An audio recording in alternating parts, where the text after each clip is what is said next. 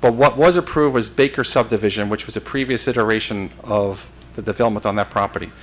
But tonight, the specific agenda at this point, public comment is going to happen tonight, but for the next X number of minutes, we're going to have the applicant only speaking, and then we're going to have the public comment open. Does that sound reasonable?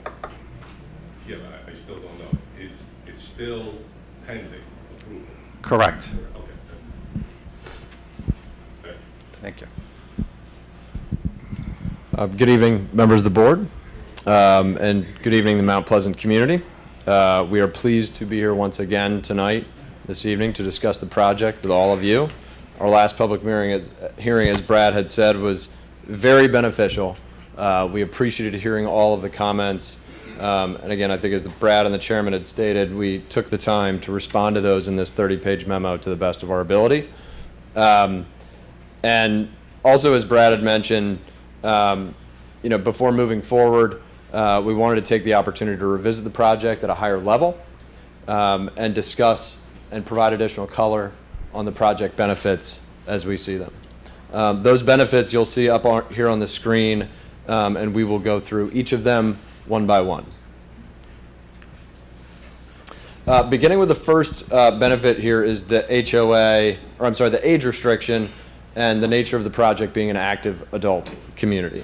That age restriction and active adult community will come also with an HOA and also with private roads. Now, what does that really mean in a nutshell? And I'll get into some of the details. But what it really means is that the project is largely self-sufficient. And why is that? And that was done to diminish the demand on town resources and the tax base. So the first part of that is that there are no school-age children that will be generated by this project. That translates to a meaningful benefit not only to the school district, but to the tax base, which we'll get into later in the presentation.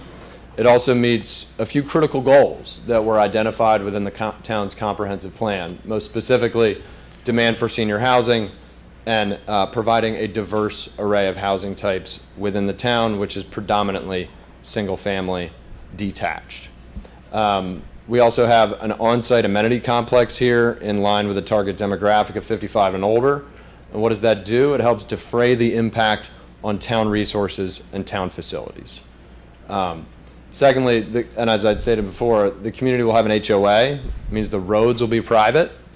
They will be maintained by the HOA and the community, meaning the town will have no maintenance obligations for the roads, the stormwater facilities, the stormwater infrastructure. There will be private sanitation pickup. Again, so very little demand on town resources by comparison to many other project types. And just perhaps stating the obvious, no additional school kids means no additional bus traffic in the area emanating from this site. Good point. Thank you, Brad. So fiscal. What are the fiscal benefits of this project? The project is projected to generate almost $2.3 million in net annual tax surplus. Again, that's annual, not on a one-time basis, but on a perennial annual basis. Of that approximately $2.3 million, about $166,000 will go directly to the town. And almost $2 million of those dollars, $1.942 million, will go to the school district. Why is that important? It's important because school district funding is one of the most consequential inputs to calculating a tax base, right? And without surplus tax dollars like this, additional taxes would need to be levied. So again, these are tax dollars going straight to the school district to cover that large tax spend. We see this as a great windfall for the town, purely on a fiscal basis alone.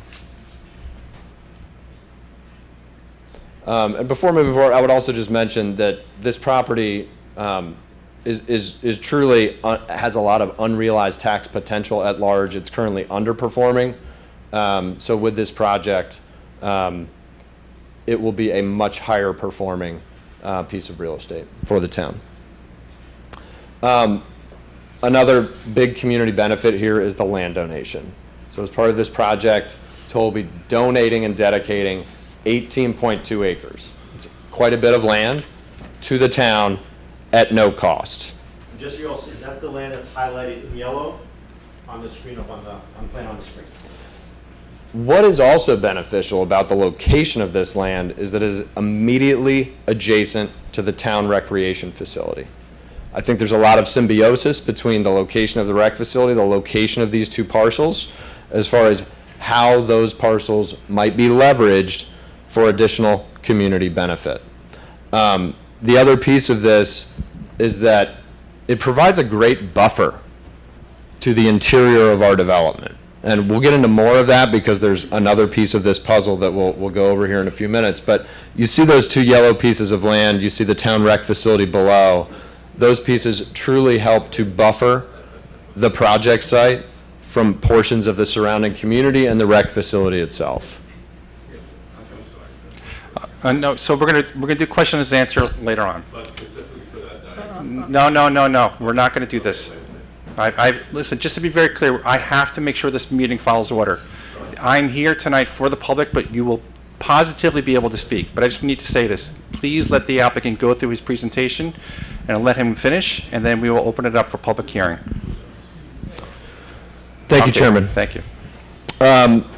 So another benefit here, and this is akin to what was required and approved as part of the Baker development, that is off-site sidewalks.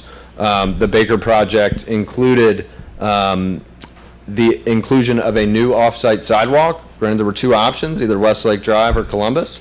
It was ultimately landed on Westlake, though that project never came to fruition. Toll has come to the table and agreed to do the same in kind, so we will also be providing this new off-site sidewalk, potentially on Westlake, ultimately where the town determines it to be best placed. But in our last presentation, we had stated that we would fund this off-site sidewalk. And after hearing community feedback and input also from the planning board, we are coming to the table and not only going to fund that sidewalk, we are going to construct it as part of this project. And again, shown in yellow on the screen.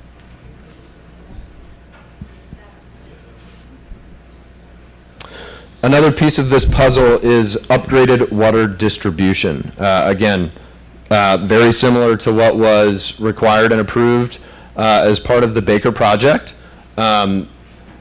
We, as Toll, are going to participate in kind, and what this is going to do for the town is create additional connections, larger pipe sizings rather, as part of our project that will improve flows, pressures, and distributions in the town, specifically in the neighborhoods on Westlake Drive, East Stevens, and surrounding our site here. So that is a big benefit and is a long-term infrastructure investment, again, that will be very beneficial to the town in the years and decades to come.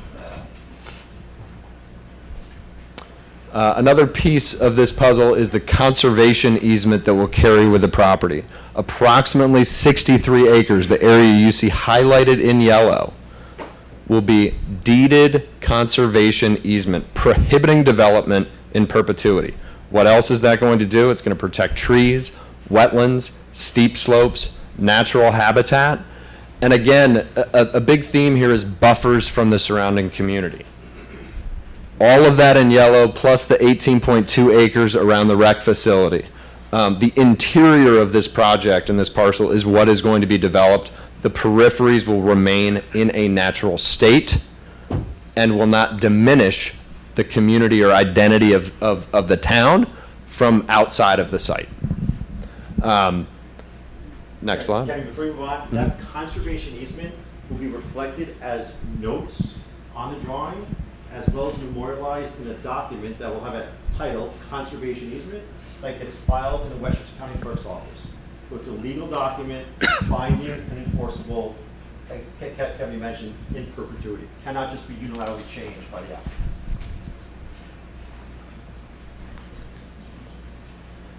The third piece of this conservation puzzle, which may be the most important environmentally speaking, because this property is only a half a mile from the Kensico Reservoir. As you know, that is a jewel within the New York City watershed system. And it's also, this property in particular is in the DEP's highest priority category for acquisition and protection. This is a piece of property that DEP has been looking to acquire for over 20 years for that reason alone. And when you combine the 63 acres that we will be deeding into a conservation easement ourselves voluntarily, plus the land that will be transferred to the DEP itself, we're talking over 100 acres of land that will be permanently conserved in perpetuity of 165. So again, 100 of 165 acres be permanently preserved and protected. Trees, wetlands, steep slopes, natural habitat. It's a big piece of the conservation story for this project. And again, it really helps protect the watershed, the water quality, and again, adds a big piece into the buffer to the surrounding community, particularly those on East Stevens and Westlake Drive.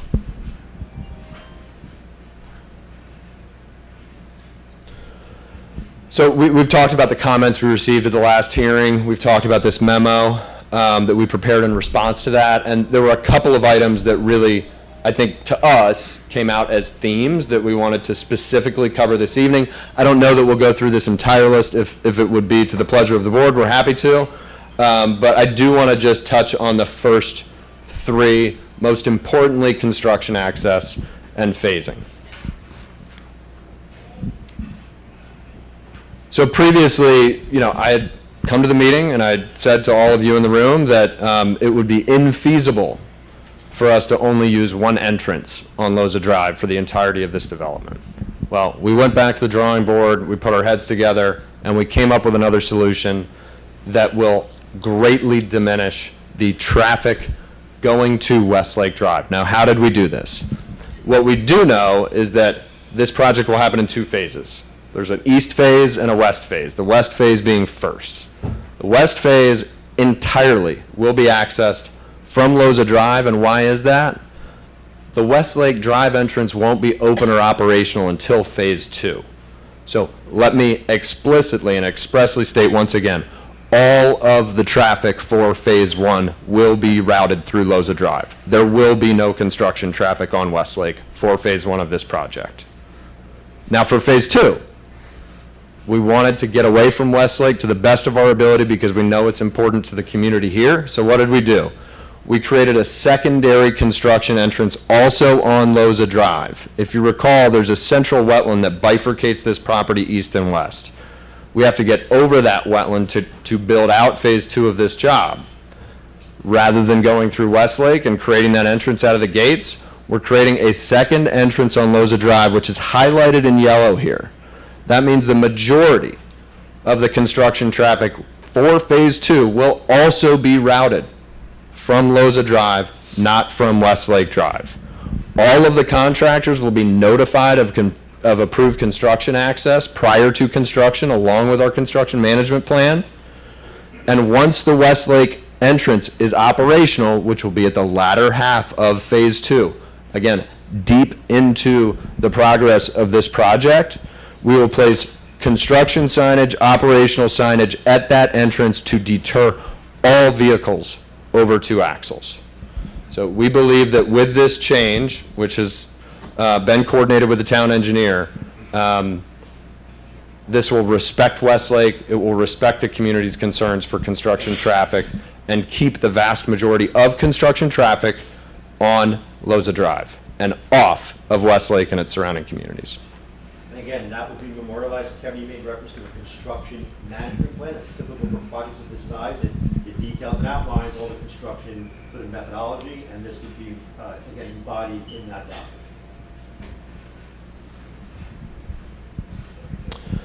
Stormwater. I think, as many of you may know, New York State is one of the most rigorous regulatory environments in the United States of America. The New York City Department of Environmental Conservation and the New York State Department of Environmental Protection are 2 juggernauts of regulatory agencies. This project will have to meet the criteria and requirements of the NYS DEC stormwater regulations, inclusive of the Stormwater Pollution and Prevention Plan. This project will be designed in accordance with that and also to Mount Pleasant requirements. By complying with these, the project will control all on-site runoff and not cause any new adverse stormwater impacts on neighboring properties. That is a prerequisite to a SWIP, or Stormwater Pollution and Prevention Plan. We did look into the question of whether this impacts Clove Brook. It does not. And the town wetland consultant confirmed that this project, as designed, reduces both wetland and wetland buffer impacts by comparison to Baker. This project will not exacerbate flooding issues that are currently experienced within the town. This is the last slide I'd really like to cover, unless, again, it's at the board's pleasure if they'd like me to go into any other categories. But as far as traffic, just wanted to clear the air on this. We did conduct an updated traffic analysis using the same methodologies that were used and employed during Baker. You can see the intersections that were studied on the left here in that image. And all of the studied intersections will maintain current levels of service. What does that mean in traffic speak? The experience when you are driving these intersections will not deteriorate as a consequence of this project. They will not, also this project will not create any adverse impacts to the existing road network, hence why no off-site improvements were required. And I also just want to point out that both Loza and Westlake entrances during Baker were approved as fully functional primary entrances, including for construction access. There was also a question that came up during the public hearing about why aren't we connecting via Columbus Avenue? It's really for two reasons. The grades prohibit it. Again, this project was studied over and over and over by multiple developers at this point, and the topo coming from Columbus up to the project site would make that infeasible. And even if it were, even if you were to endeavor to design it, the outcome of that design would create a slew of additional environmental impacts as a consequence. So again, Westlake and Loza are the two primary entrances that were formally approved under Baker, studied again under Toll, and it's been shown and demonstrated that our impacts are lesser than what was previously approved under Baker. And I pitch it back to the board if they would like me to cover anything else. I'm absolutely happy Yeah, to. I think we probably have a few questions that we'll dig into, but I'm going to Sure. just ask a couple, and then I'm going to ask the board to any questions, and then we'll open it up for the public. One question that came in was, is there any thought about putting any 1-floor units into the development? Any what? 1-floor units, single-floor units. Yes, and we covered that in our memo here, and it's a theme we've been restating ever since our rezoning effort with the town board, and that is that we will offer a smaller, single-floor plan, 2-bedroom unit, less than 2,000 square feet, in 25% of the locations on this project, should buyers elect them. What does that translate to? 41 of 162 units will be offered with a single-floor, mastered down, 2-bedroom floor plan, again, should buyers elect it. Okay. One more question. So I'm just trying to mitigate questions I think that may be punted our way. So Please. let's just get them out of the way, if you will. So for the 55 plus community, I understand it's 55 plus and it's a deed restriction and all of that. So what we've seen are situations or comments coming to us. Well, what if somebody has a child who is 55 and older, and now you have a 12-year-old in the family? How does that translate to this community? And how does the HOA manage it, and how does that work?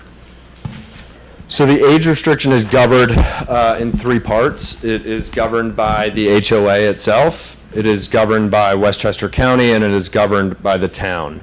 And it is enforceable by all 3 entities. When this age restriction is filed, it is filed against the property and every lot on the site. in the county clerk's office and runs with the land in perpetuity. It is legally binding to all homeowners and explicitly prohibits anyone from 18 years or younger from residing in this development. It is the burden of the HOA to enforce this. It is the burden of the town and the county to enforce this. There are laws.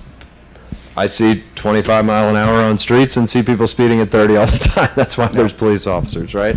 So again, it is legally binding and legally enforceable and will prohibit anyone under the age of 18 from living in the community. Okay. And my last question is, how did we get to, and I have all the background, I just want you to elaborate on it. How did we get to 163?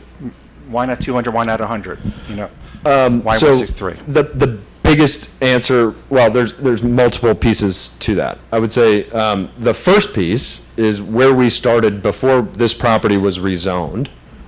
We endeavored as Toll, for multiple reasons, to stay within the previous limits of disturbance that were studied and approved under Baker.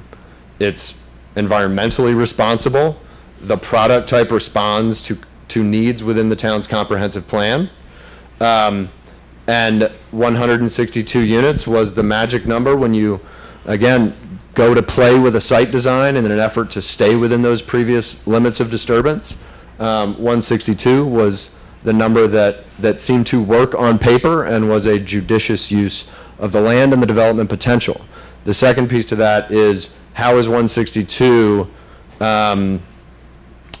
zoning compliant per se? The property was rezoned during the secret process and rezoning process with both the town board and the planning board. It was rezoned from OB1 to, forgive me, R3A, thank you. And the R3A allows for the density that is currently proposed.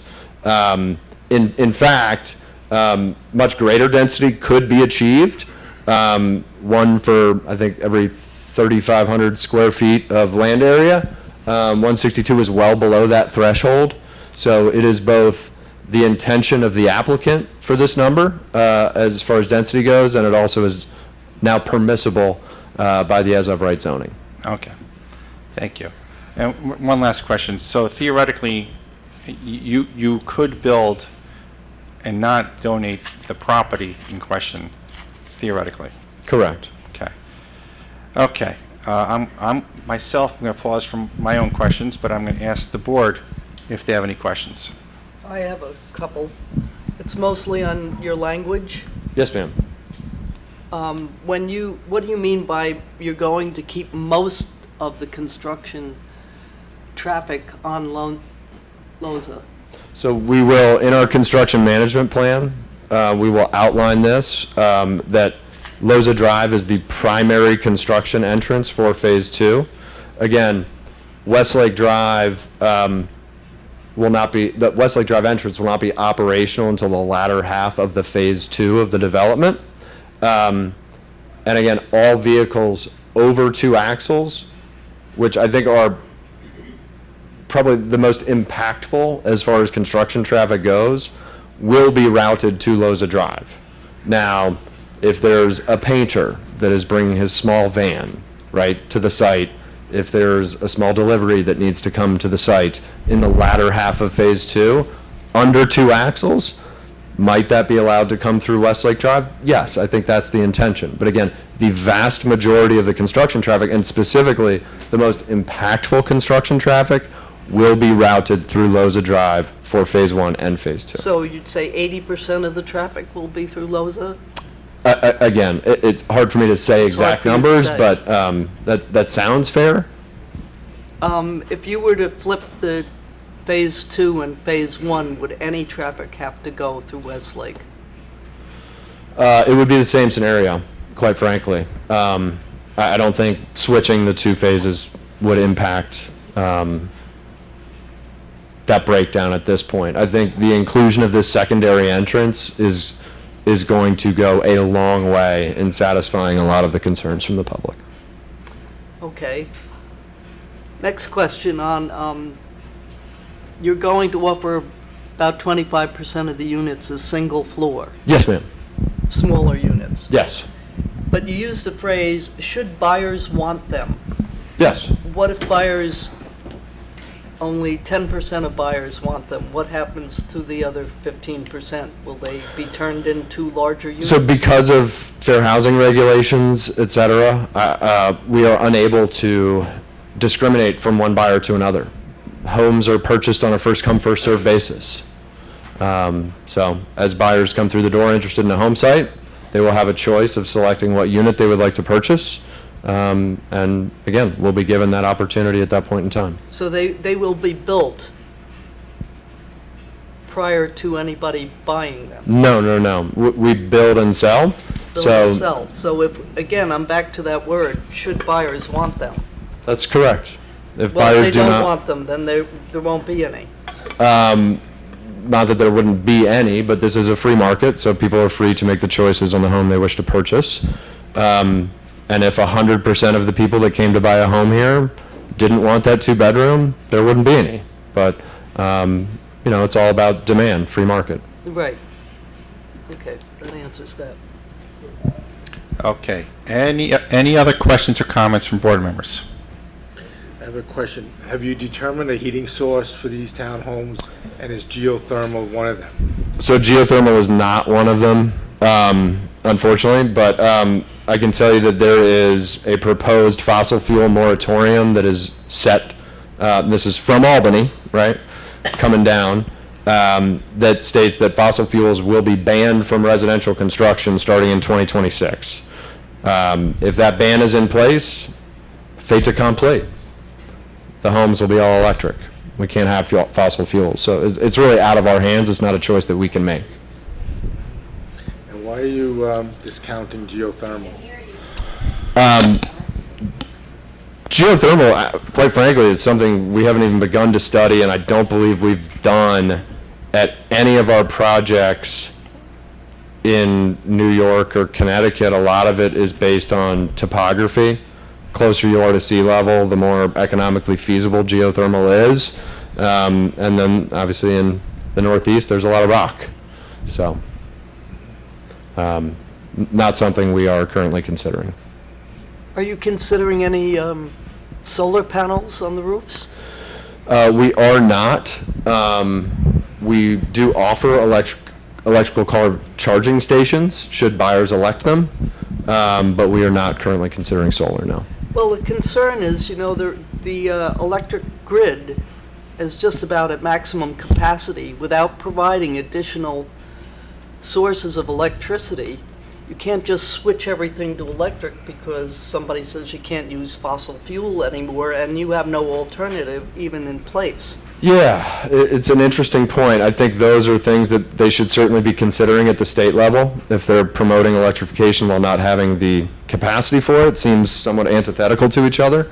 But I can't imagine that 162 units in Mount Pleasant compared to the entire electrification push in New York State would have, a big impact, so to speak. It's a small project in the comparison to the whole state. Well, I don't know about that, especially with charging stations for electric vehicles. We do offer them. It's, I would say, less than 10% of people elect it. Still have a lot of gas drivers out there. I have a question about the sidewalks. What would sway your decision as far as putting, about the sidewalks, what would sway your decision as far as putting them on site? Or you had said, putting them somewhere else and like banking it for someplace else in town. My question really stems from that through multiple projects, the EF project, now this project, the Baker project, it's been said from the town people that they want sidewalks on Westlake Drive. And then adding all those extra cars, it seems like it would be smart to put it on the property there where it's needed. So again, we are not the people. Hold on. We as the applicant are not the people who should determine where the town wants a sidewalk. Okay. It is the town to determine where that sidewalk goes. Prevailing wisdom, I think, at present, is that it would be located on Westlake Drive. We've committed to not only fund it, but also now construct it. So should the town elect that it should be in a different area, surrounding the site, that is where it will be built. Okay, fair enough, thank you. You're welcome. Any other questions or comments from board members? Okay. I'm just going to jump in on the sidewalk conversation. So that is the one sticking point that I have, is the sidewalk conversation. And here's why. When the property is conveyed to a homeowners association and/or the DAP, depending on where the sidewalk goes, it's going to be far more difficult for the town or anybody to construct a sidewalk. And I know you're in a funny spot because the town really hasn't determined specifically where the sidewalk is going to be. But I think if we're going to solve the problem, we should solve the problem before we walk away. So unless someone tells me different, David Smith has said that that sidewalk should be on the east side of Westlake Drive. If there are other parties invested in the town or town staff that want to tell us it should be elsewhere, we're happy to hear it. So I don't know that, again, that's something that we should be determining ourselves. Well, yes and no, because guys, we are not going to do that. Please, let's wait for us to finish this conversation, and then we're going to have people speaking one at a time. We're not going to be shouting from the back. I can't run a meeting that way. Understood? Okay. So, yes and no, and here's why. Because you're the applicant, right? And you want this board to move forward and do something, and we want a sidewalk. So you have a certain amount of influence with town staff as well as we do, as well as staff does here. So I would encourage you to have that conversation with staff because what I'm hearing is, well, the town doesn't know what they're doing, didn't make a decision. So we'll put money aside and you guys can figure it out in the future, right? And to me, that is, from a long-term strategy perspective, it's not going to solve the problem. Because I know with Baker, we did have a sidewalk, correct me if I'm wrong, we did have a sidewalk in the proposal on the It was side of... supposed to be on Columbus, and then last minute it got changed to Westlake. Okay, but but at some point it was approved, right? And Pat, correct me if I'm wrong, it was on the interior side of that road? It's on the DEP side of Westlake. Right. So now we're doing a little bit of a shuffle. I mean, listen, I don't want to diminish all what you've said tonight, but this is a little bit of a shell game that I'm hearing, and I want to make sure that we get this conversation done before we make any final decisions. is my Sure. intent. I mean, at present, again, the only person that has told me where a sidewalk should go is David Smith. Okay. And unless he tells me different, that's where we intend to build it. I think the final decision will be the board with input from David Smith. Sure. One of my concerns about the east side is that's where all the utility poles are, and there's not much distance between the utility poles and the street pavement. In addition, people have landscaping along their property there, and there are intersections because of the streets that go down. On the other side of the street, you have the problem with the sloping, and that's going to be a challenge too, to go on your side of the property, so to speak. So, but I think that we need advice and input from Sure. the public and from town staff to come up with a decision. So Pat, how do we get word to Dave Smith that the board's preference? He's watching right now. Yeah, I'm sure. So we'll convey the question to him, and I'm sure we can. Okay. And my comment on that previously was not to think of it as a linear, because of the topography there, that maybe it had to be a meandering path, more of a sidewalk for the community to use that would kind of be integrated into the topography there that can be challenging, so. Okay. So there's a couple of things with respect to that. When you start, if it's in the right-of-way, it's our sidewalk to maintain. If it becomes a meandering sidewalk, that's something that's sort of elaborate to maintain properly. So there's a discussion on how it would be designed, if it's in the right-of-way, if it's on the private property or not. So that would have to be addressed. Right, and I know it was part of the master plan too, that Stephen Cavey had brought up too, about having some walking paths, so it was part of that too. Okay, so let's table that conversation for now. I think unless anybody else has sidewalk conversation, you can hear the sentiment from the board. There's a lot of concern about, yeah, trust me, we're going to get this up and done, and then we walk away from the project. So if I could just address it briefly? Yes. So I know there was talk at prior meetings about establishing an escrow, Yep. right? The equivalent of the cost of the sidewalk for Westlake, and then the town, when it figures out where it wants it, the town will then construct it. I want to be crystal clear based on feedback that we've heard, that is no longer the proposal. We're going back to exactly how it was worded in the Baker approval, which is there's a sidewalk on Westlake. Now, if there are constraints, So- and we should certainly, So where is that sidewalk going to go? Where's it going to start, and where's it going to end? so there was a concept plan that was attached to the Baker approval. Yep. That was highlighted in yellow in our presentation tonight. Yep. So that's the proposal, because we're trying to be responsive to the board and mimic the Baker approval. Yep. But we're not getting approval tonight, okay? So if between now and hopefully approval of the project, we have another conversation with the town engineer, and we could get a more definitive, concrete input from the town engineer, whether the sidewalk at this location makes sense or not. And so by the time staff prepares a draft resolution, hopefully we could put this to rest. But ultimately, it's not going to be an escrow and kick the can down in the future. Yep. For tonight, we're saying it's the same as Baker. Yep. If Dave Smith, between now and approval, has a different idea, we're open. We just want input from the town. Okay. So I think, unless anybody else has anything else to say, I think the sidewalk conversation is being held in abeyance until we figure out a solution. Sure. But it is a big conversation, right? So that's, to me, the big thing that we need to figure out. But okay, And we're equally interested in doing that. yes. I'm going to do one final call for any final comments or questions from board members, and then I'll ask our CAC representative to join us in a moment if you have any comments. So. Hold up our comments till the end of the. Okay. Okay, any other final comments or questions? Okay. So now, I know we have people jumping ready to speak, and I'm happy. That's what we're here for, and that's why we moved this meeting to be here tonight. I'm going to have to establish how we're going to run the meeting, like we do for every meeting. I'm going to ask you if you would like to speak, raise your hand. You get a number. Hold off. I got a couple things I want to say. I want to make sure we have this clear. Because last time, it was not clear 100%. If you have a number, you can speak. If you don't have a number, you cannot speak. If you are undecided if you want to speak or not, raise your hand and get a number. And if I call on you when your number is called and you don't have anything to say, just say you pass. Just get a number in the beginning so we have an idea of how long we need to go. Again, we set this meeting up specifically for this, so I anticipate a lot of public comment and a long conversation tonight. I'm going to ask people to keep the conversations, I'm not going to time you, but 3 to 4 minutes if you can, so we can give everybody time to speak. And try to focus your conversation on what we talked about tonight, not essentially, but the variance between Baker and Toll, and some of the conversations have already been addressed through the public comment document that was provided online. And that's basically it. So, all the people raising their hands, raise your hands. All right. So I'll start. Number 1, number 2, number 3, lady in the black.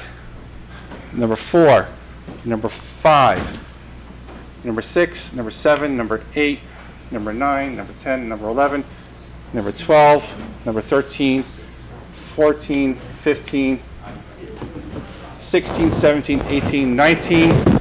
Who am I missing? 20. Anybody else? There's a 21 way in the back. I'm running an auction here. 21. 22.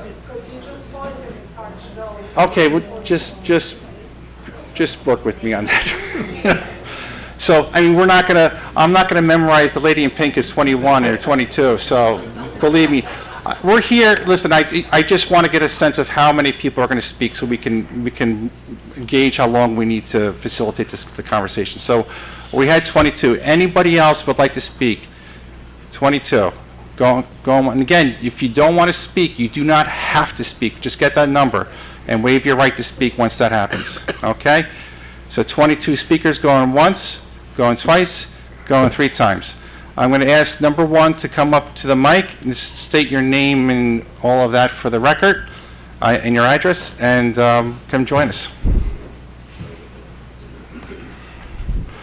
And I'm going to ask the applicant, I may lead into you to help address some of these questions that come our way.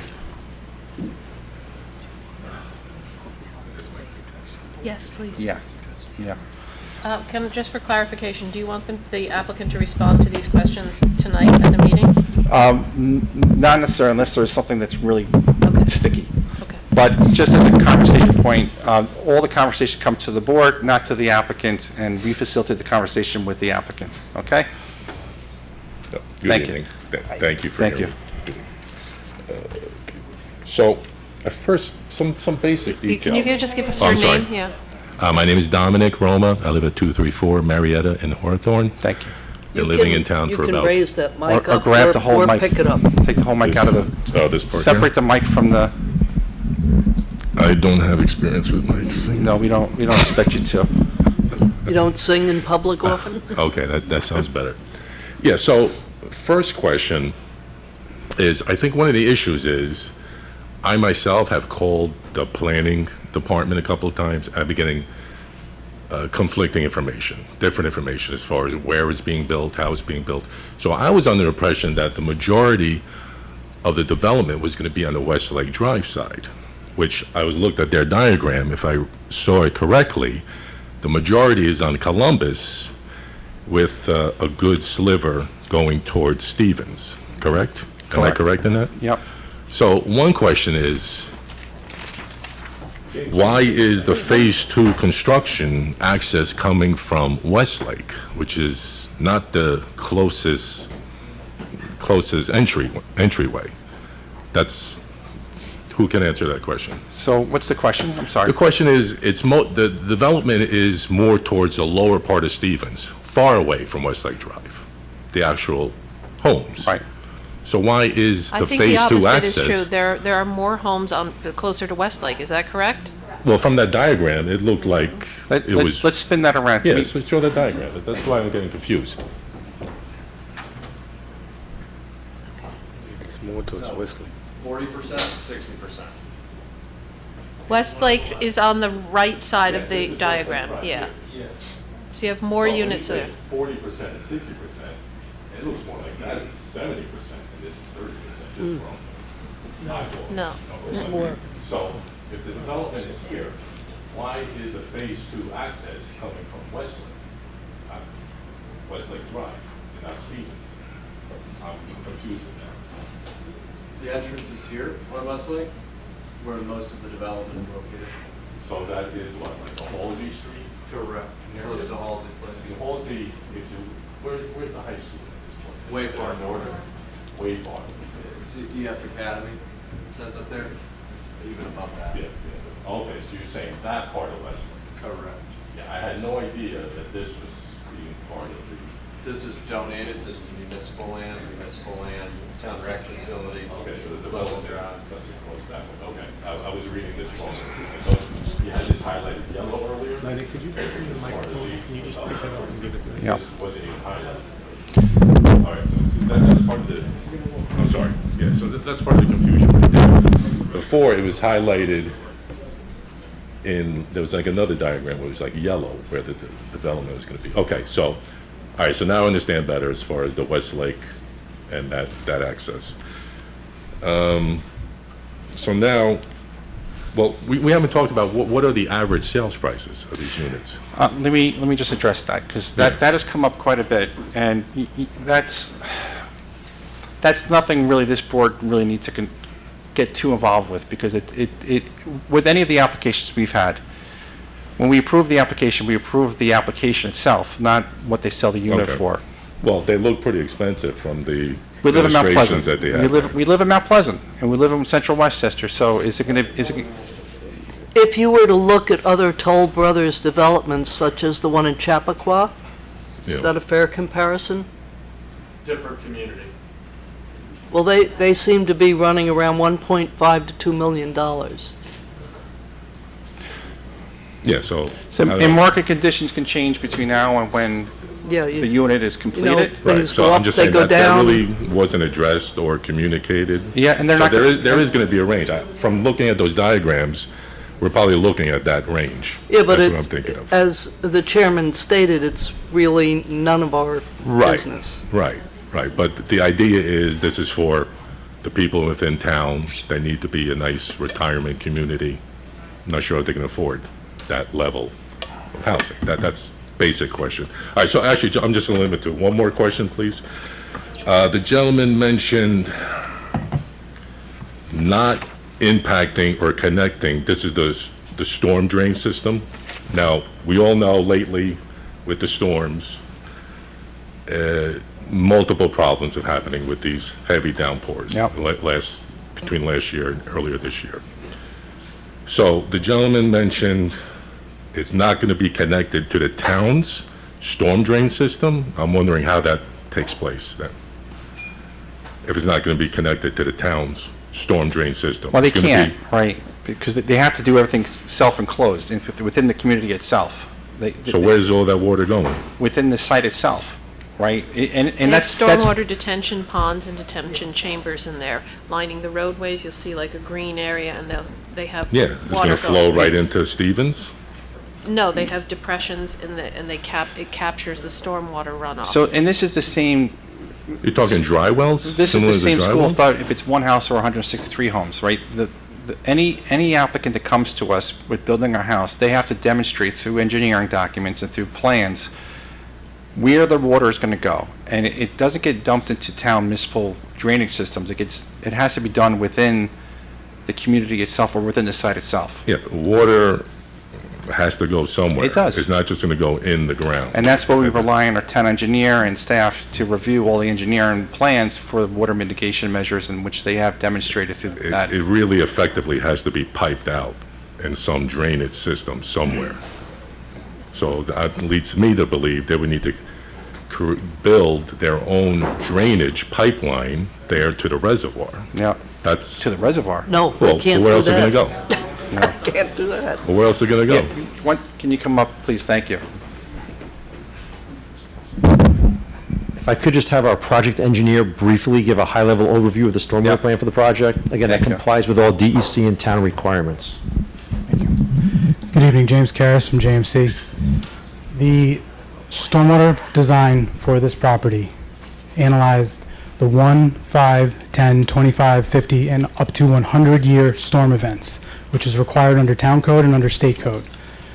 The 100-year storm event is 9 inches of rain in a 24-hour period. We have to, on day one, not increase runoff rates, volumes, or erosion downstream and off our property to any degree.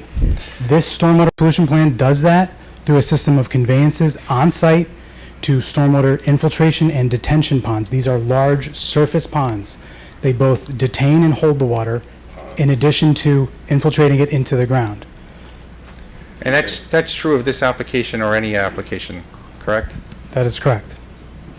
I mean, the whole underpinning of stormwater analysis, a new project cannot increase the rate or volume of water leaving a site. We have to contain it all within our site. If we can't do it, then you got to reduce the scope of a project. So we've demonstrated that we can control the runoff within the 4 corners of our property. And that was reviewed with town staff, correct? That was thoroughly reviewed by the town engineer. It's a full SWIP that was updated, James, this year, correct? Yeah.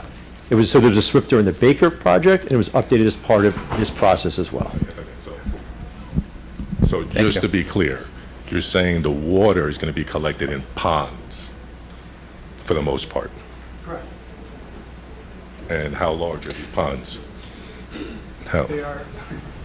Yeah, So the ponds are sized to detain the volume of water that is required. It's based on the new impervious surfaces that are generated based on the roadways and the buildings.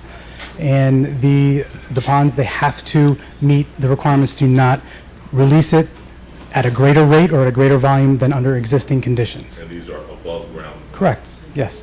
They're surface stormwater infiltration and detention ponds. And There was today's extensive testing that was done to establish the So rates. what's your estimate, how large do these ponds So- need to be? Mr. Chairman, if I could, the SWIP is available. Sorry, but this is, Okay, listen.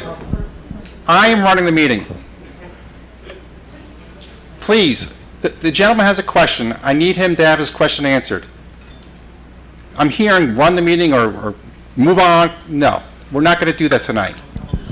Everybody's going to have a chance to speak, and he's having a chance to speak. But we do need to bring this to a close. understanding of it. It doesn't sound. Okay, so answer your, let's just facilitate this. Yeah. That's what Darius, is what I said. So again, stormwater analysis ensures that there could be no off-site impacts to neighboring properties or downstream properties. So there's a methodology and calculations. The SWIP is available on the town website for review, and we have demonstrated through normal engineering stormwater practice that we will contain everything on-site and not cause off-site impacts. That's what we're required to demonstrate, and we've done that. Okay, thank you. Okay. Next speaker, or? Yes, next, quick comment, because your time is up.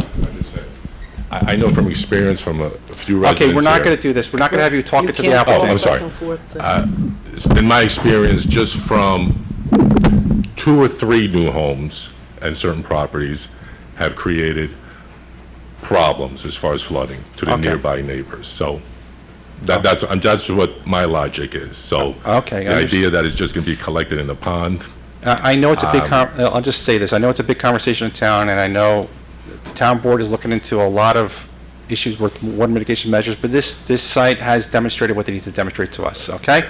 okay. We can argue on this back and forth, but I know Whether engineer that's- has signed off on Whether it, that's that's a it. theory, valid, Okay, that's so to we be are going to go to discussed. the next speaker at this point. Okay, thank you for your time. All right. Thank you. Speaker number 2.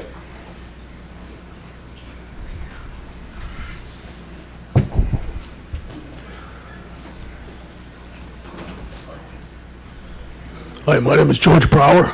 I live over on Willis Avenue in Hawthorne. One of my questions was, will they have their own swimming pool, or they come to the town facilities? Okay, let's get clarity. I'm going to ask you guys, you guys going to have your own swimming pool or not? Yes. Yes. Thank you for answering the question. Yes, they are going to have their own swimming pool. What about fire department resources and ambulance? They will be depending on the fire department of Valhalla. Okay, so this is going to be a big impact for over 300 people for the Valhalla Volunteer Fire Department It will, yes, it will. and for local EMS. Yes, Thank you. thank you. Speaker number 3.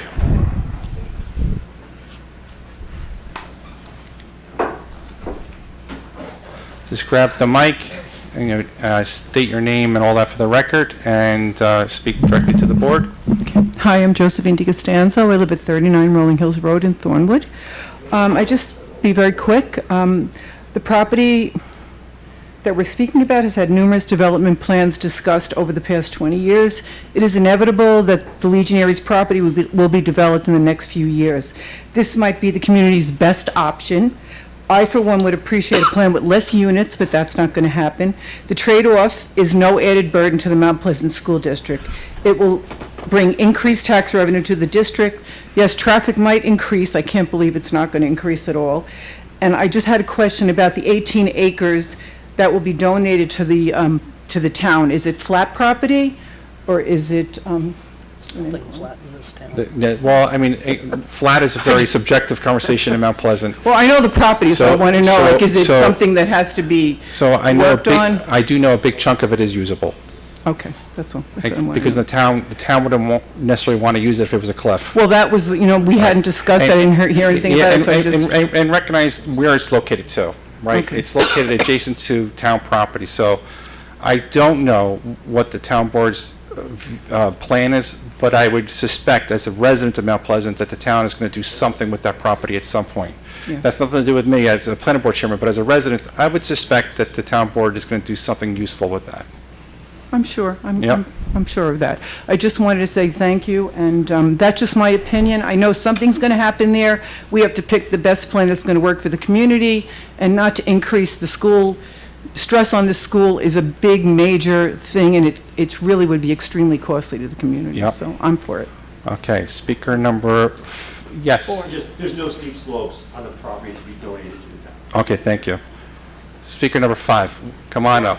4, oh, thank you. See, I do this all the time, and I actually took notes, and it didn't even help me. At least you I didn't go know, I've been backwards counting anyway. what we have to- So, I'm Gigi Kopelak. I live at Eastview Drive. I want to say that I am in favor of this project. I think it's a great idea for Mount Pleasant. I think that there are a lot of people with homes that are ready to get rid of the maintenance and have someone else do it.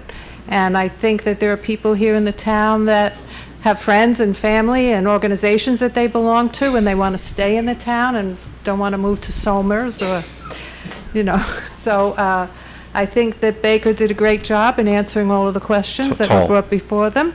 I do, and my only request is that we don't drag it on again. I mean, 2018, so if we could make a decision quickly, because the prices are only going up, and so that's my Yeah, question. thank you. Oh, now I have it right. Speaker number 5.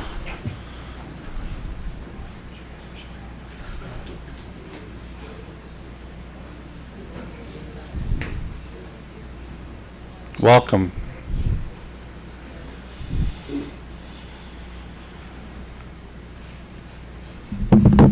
Hi, my name is Christine with a CH, Stevens with a PH, and I live at 1 East Elm Street in Valhalla.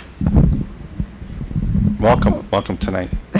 Thank you. Now, I'm a little concerned about Loza Drive. Loza Drive, to me, comes right, to entrances, in my experience, entrances are on two sides. One is by taking East Stevens, and then make your turn over by the development there where they have buses, the bus company, and all those other private companies that are in there. And then continuing on, you get to Loza Drive coming in from Columbus Avenue, and they merge, and then they come into, the rest of Loza Drive comes up to where the community center is, and et cetera. Is there more than one Loza Drive? There's only one Loza Drive. So, to my experience, Loza Drive ends at the water district, water department. Where else does it go? It's going to have an entrance into this subdivision. They're going to build a new road into this development off of Loza Drive. So Loza Drive is going to continue onward into this into the development that you're talking about. They're going to add a road that connects into Loza Drive. So you know when you go up the property, the road like this, right? You're going up to the town pool here. Look Correct. at the map. You're going to have just show them on the map if you can. So here's Loza. Yes. It's a new entrance into the property. Right, so once we enter the property off Loza Drive, it's no longer Loza, it's now a private roadway within the project site. Okay. So Okay. the shape and location of Loza doesn't change, we're just accessing the new internal roadway off of Loza. So then, thank you. But then what is this about this right and left of Loza Drive to where construction trucks are coming? So that's a different question. Okay, so and that's a good question. So I think what the applicant was highlighting before was trying to figure out a way to mitigate the number of construction vehicles coming in and out. Right. So that was that question. So what was your specific question? on that? So now, I only use that property for as long as Parkinson's doesn't take over the rest of my body, Yeah. is the pool and the library. Yep. So is any of that going to be affected by the left No. and right of Loza Drive and construction? No. Okay. No. Okay, speaker number, and thank you for coming out tonight. Speaker number 6. You got it.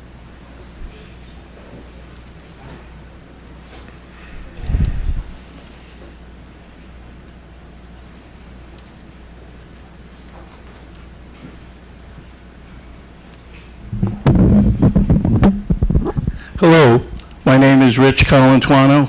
I live at 8 Johns Road. My wife and I have lived there for 25 years, and we were at the meeting last month and heard a lot of things about the impact that this project was going to have, and none of it sounded particularly good. And in fact, I think the vast majority of the people who were at that meeting were not in favor of this project.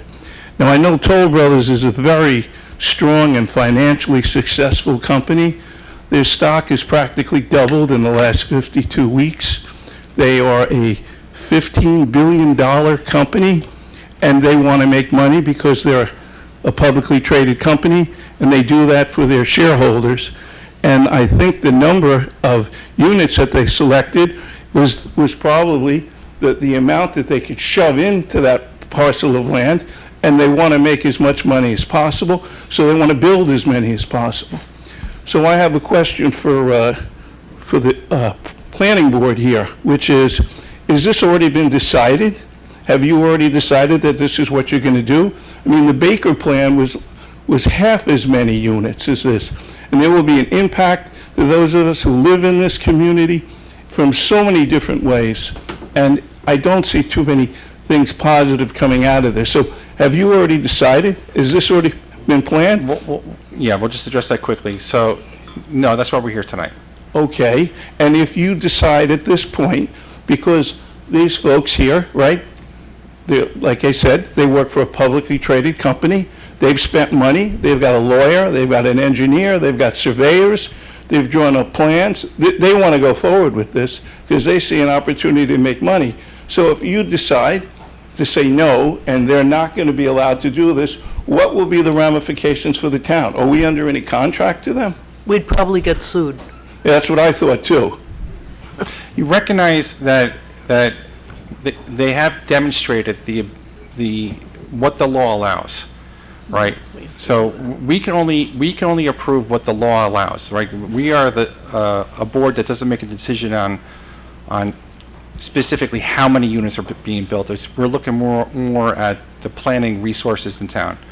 So they have the right, as of right, to build something there, and that's where we are tonight.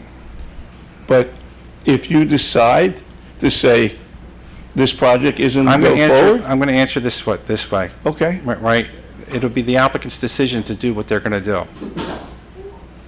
So you don't have the right to say this cannot go forward? That's not what I said. Okay, well then explain it to me because I didn't understand What I it. said was the applicant would make a decision. If this board turned down this application, the applicant would make a decision what they want to do. That I understand. All right, thank you very much. Okay, number 7.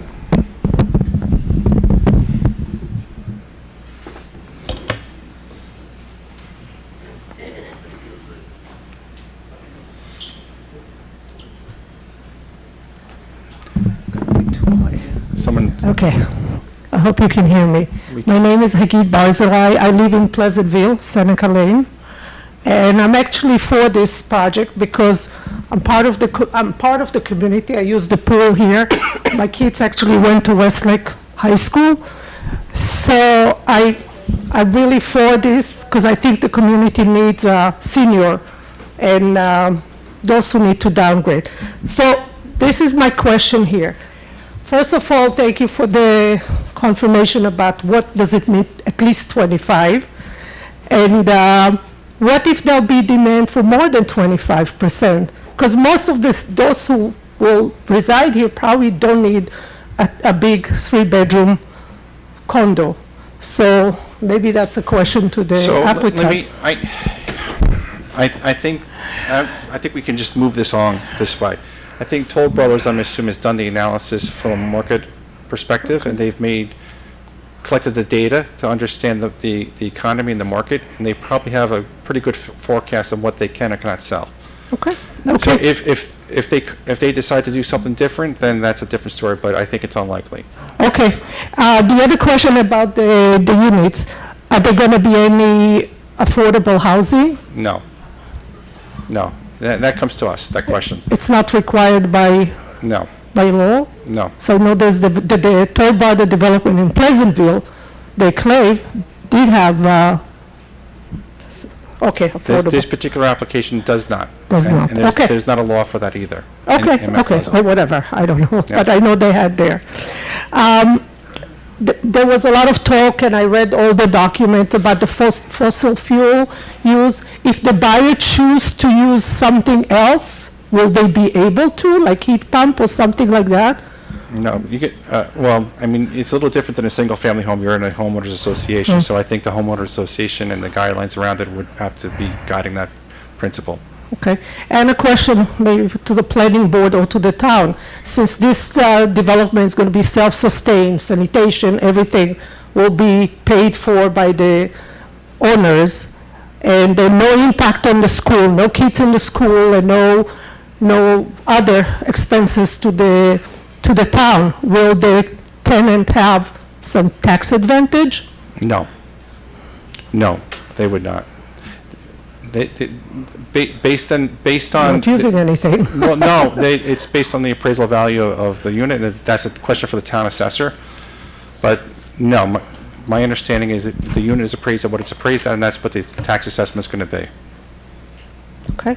All right. They will use some services from the town. Police, fire, and Police, EMS right. will all be used by the Right, people but living there. majority, like the Right. school, which is the big tax part, I don't know how much it is Mount Pleasant, but Pleasantville is a lot, and I know Mount Pleasant also. That's the biggest part, and then we don't contribute any kids to the Right, school. and that's throughout the community too, right? There's a lot of homes in town where there's just seniors living in it, but to answer your question, no. There'll be no change to the tax assessment. Okay. All right, thank you. Number 8. Thank you.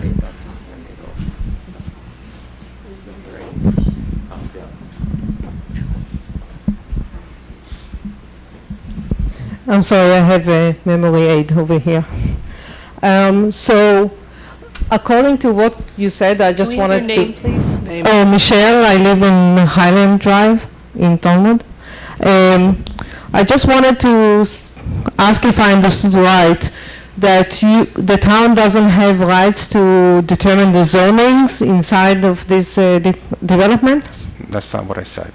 So you said that you cannot influence how many units they build in there because you don't control the zoning? The town does. The planning board does not. Okay. So there won't be any impact on other zoning in the town, right? Like you won't actually start parceling bigger lots to smaller lots, right? There is no impact to other zoning in the town, correct? Okay. So next question would be any additional signal lights that you are thinking of? No. Okay. So I saw that some of the money that is collected from the tax revenue is going most of it to the school tax. Is that actually going to reduce the taxes for the residents of the town? That's not a question for the planning board, but I would suspect no. So what is this money actually? It's $2 million to the school. I'm not going to answer that Oh, question. okay. Because, and here's why. I mean, I don't want to be flippant, but that's not a planning board question theoretically, right? That's a town board question, right? So how they allocate the money, or the school board allocates the money, that's really up to those different governing bodies. Okay, but it's not money that is going to be collected less from the residents? Correct. Okay. And I know that you talked about solar panels or other ways of alleviating the energy demands, and I think it's extremely important that we address that. Mainly also the cost of energy is gonna go and the availability. So I think if they will have an option of solar panels, I think it's going to be a huge benefit, especially if they are going to have EV charging stations.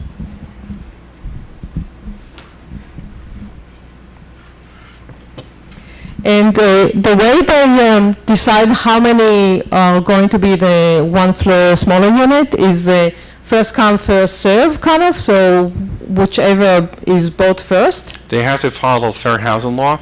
So the first 162 buyers are determining how many? Whatever the market presents to them. So whatever people, just like when you sell your house today, whoever comes and makes an offer and purchase the unit or the house, like your house, if you were to sell your house today, it's the same thing. Yes, but there is also, if I have more than one buyers, I can, I'm not going pick the higher offer. That's a question that I do not want to answer because that's a question that's really specific to the applicant and how they handle their business, which is really not the purview of this board. Yes, it's a question for them, and I actually would like it to be answered because if there is, it actually means that there will be a preference for a higher cost, bigger development, right? So what is your question? If what would be their, how are they going to determine how many units are going to be the low cost and versus the higher cost? And that was already, right, that's already been determined, the Yeah. 20% rule, right? 25. 25, excuse me, 25, thank you. well, he didn't say 25 will be built, he said that it's up to. 25%, up Yeah, to. and we've. Yes, up to, based on how much are going to be sold, Right. so, okay. And also, the next question would be, is there an estimate on the HOA costs? No, not yet. They're going to be, We're not going to get an estimate at this board, right? okay. And my last question would be, is any of the other areas that are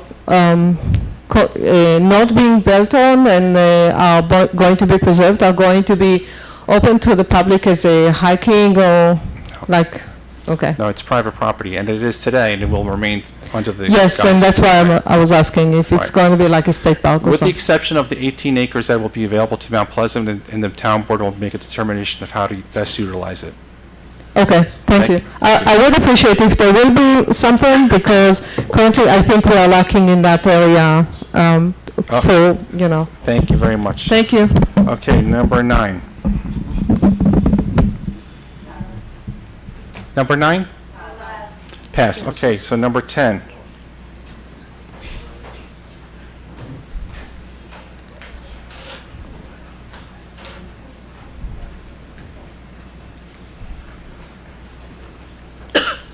Welcome, and just grab the mic. How's it going?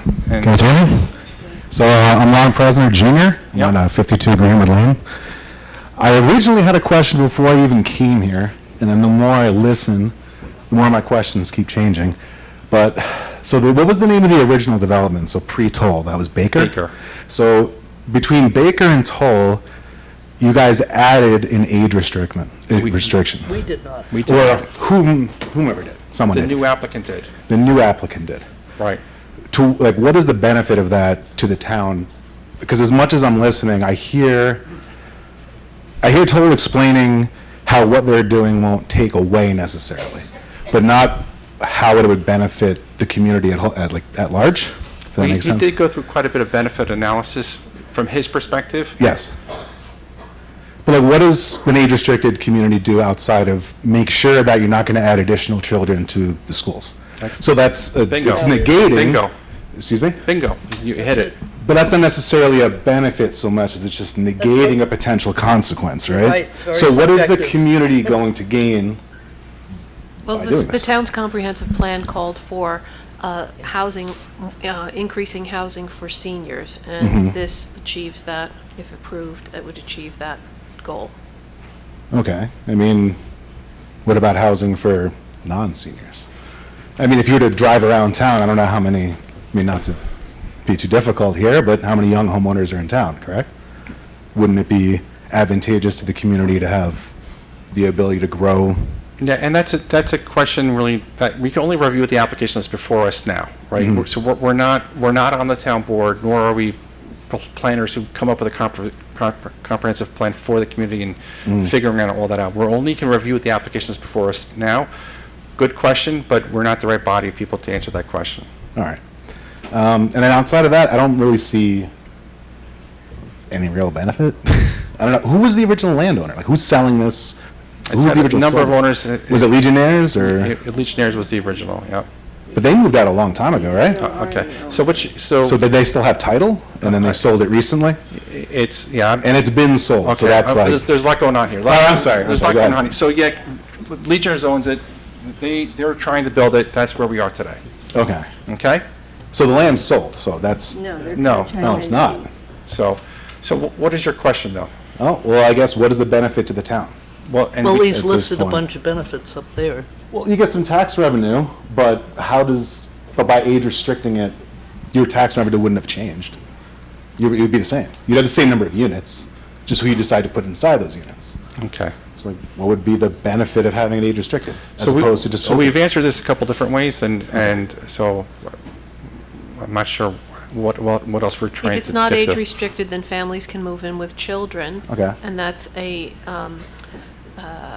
they would be going to the schools, and that's a cost to the town. And having seniors Then eliminates you're that. not going to have that. Yeah. All right, but there's no way you could just take the additional revenue to then improve upon the schools to Well, this add will bandwidth. generate additional tax revenue. And what the That- schools do. The people who live there will not be adding children to the school, so Okay. it's a boon to the school district to have that additional revenue without So if you're an additional cost. existing homeowner, then it's the status quo. And then this will be a community for retirees. Can I say something? Yeah, oh, yeah. Got it. All right, thank you. I'd like to just address something here, and it goes to, we have an application before us, and it is what it is. And it's not, the board here doesn't vote on a popularity vote. We have to vote, does it fit the law, the zoning laws of the town? Is it beneficial to the town? Does it not impact the environment? We have to make our judgment based on that. It's not whether we like it or not. It's got nothing to do with that. And to your point about 55 or older or having families, that's subjective. Personally, I don't like 55 or older communities, but that's my personal opinion, which has nothing to do with what's in front of me. It's just, I wouldn't want to live in one. But everybody, they build a lot of them and people like them, so we have that. And we're going to follow what the law says because we would like to keep our town a law-abiding town, let's just put it that way. And we don't go out, I don't know Toll Brothers, they don't know me. And they developed this application, they presented it to us, and we're here reviewing and understanding what the application is and then applying the law to it. And that's how we have to look at the application through that lens. Okay. Thank you for your time. Okay, that was speaker number 10. Now we're up to 11. Now we're up to number 11 at 8:54. Okay, number 11. Speaker number 11, you're here. I think you left. Okay. Okay. Enough, 12. Okay, the speaker number 12.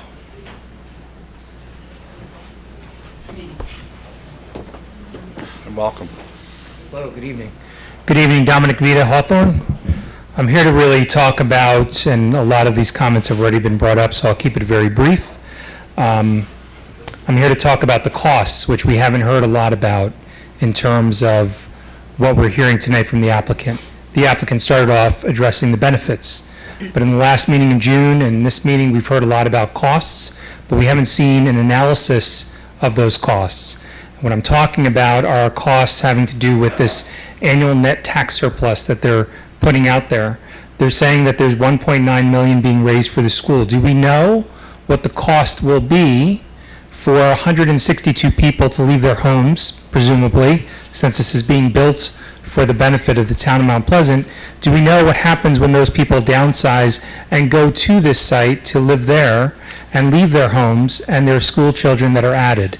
Now, what they said in their 30-page proposal is that there's really no national guidelines that address that. Well, that's unfortunate, but someone needs to address it. There's a hidden cost there that the board needs to consider. There's another cost. They're donating 18 acres of land. Who's that land being donated to? The town. What does the town have to do? Maintain that land at its cost. We're losing property tax, presumably, from the old Baker site that they would have paid for had they developed, but now we have to pay for as a town. And whatever the town is going to do with that property is going to be paid for by the taxpayers, all of us, the entire town. There's a cost there. We haven't seen that analyzed. We haven't seen it brought up.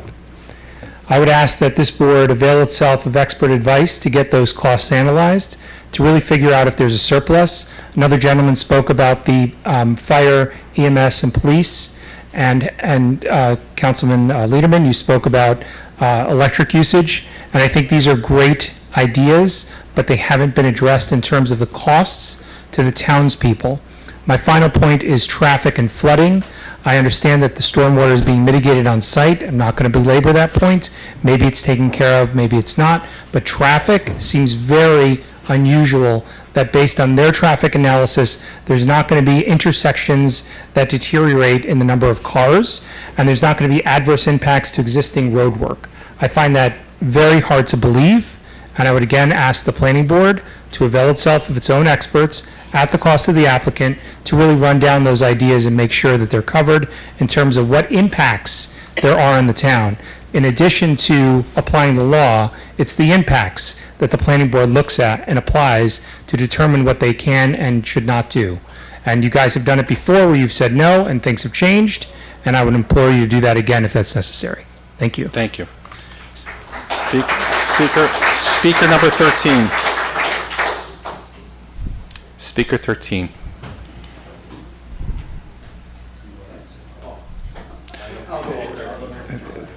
Yeah. It gets a little confusing when I'm throwing numbers out, so, but we'll hear everybody. We should probably have like, next meeting, like little, Cards. cards or those, sticks. I'm gonna throw out little numbers with candy So I was attached to thinking it, I don't know. Maybe it's time for a karaoke intermission or something like that? Maybe, yeah. Yeah. Just say your name and all that for the record. So Daniel Blaze, 254 Myrtle Avenue. And, you know, I understand development is a part of life, and Toll Brothers has fiduciary responsibility. Everybody wants to make money. I get it. You have limitations of what you can do as the planning board. So I moved here from New York City. My daughter goes to the school. She's in the middle school now. She's at the bus stop at 7 o'clock in the morning every day. Bus picks her up. She still gets to school with like 2 minutes to spare. That's terrible, right? It's terrible. Like, she has no time to put her books in the locker. She has no time to do anything but get to class. And now we're adding, everything is anticipated. Their word is, their verbiage is anticipated. Anticipated is a wish list, right? Is wishes, right? That's not reality. I'd like to know, my first question is, when did they do that recent traffic study? There was many traffic studies. Well, they said they just did one recently. The most recent traffic study, do we have a date on that? June 2023. June June 2023. 2023. Like, what part of June? Was it after the school closed? Yeah. No. Okay, all right.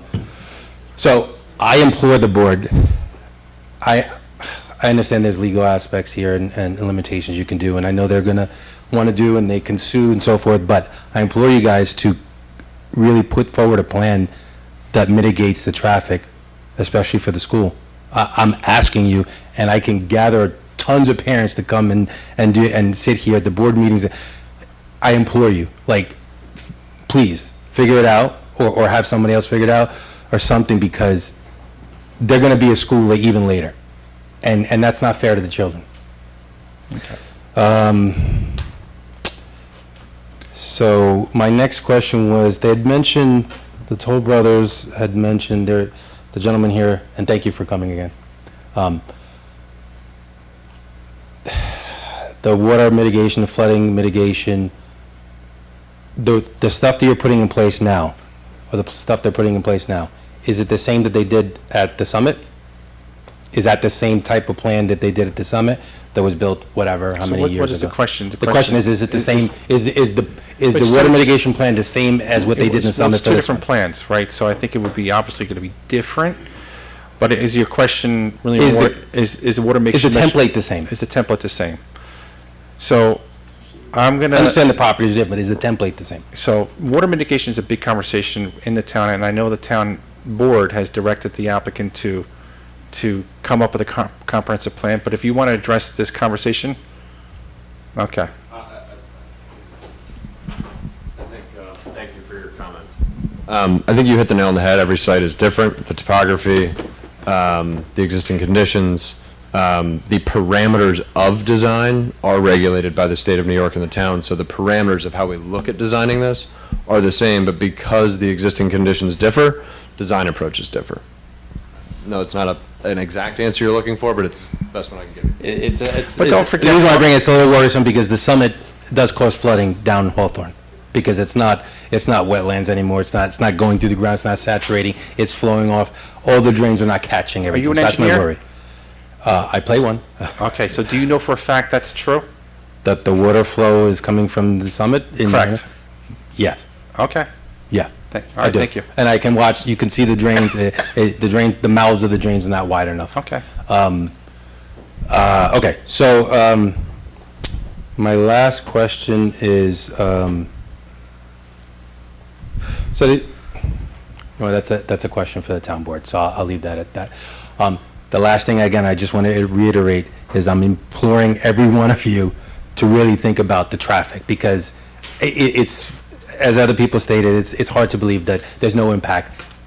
I really, really don't want, not just my daughter, but everybody, not to be late for school. School's important. It is. Thank Thank you. you. Thank you. Speaker number 14.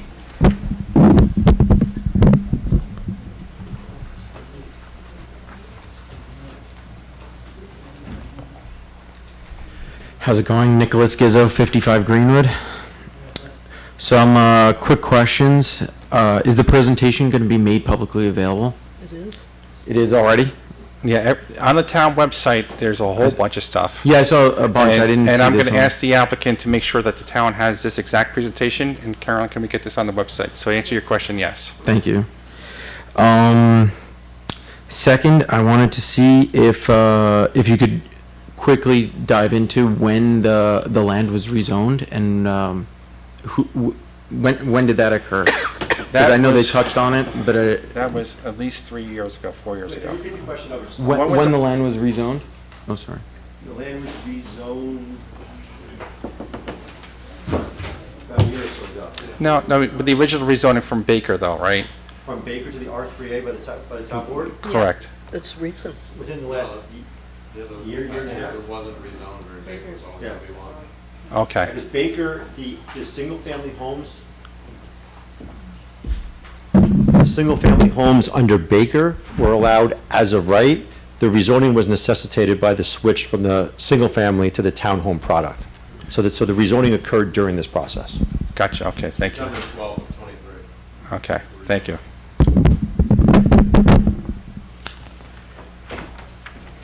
My next question, I think it was addressed previously, but I didn't quite hear the response. For the entrance that's adjacent to like Halsey on Westlake, did you mention that there was going to be a traffic signal or no traffic signal There's no planned? traffic signal, no. Okay.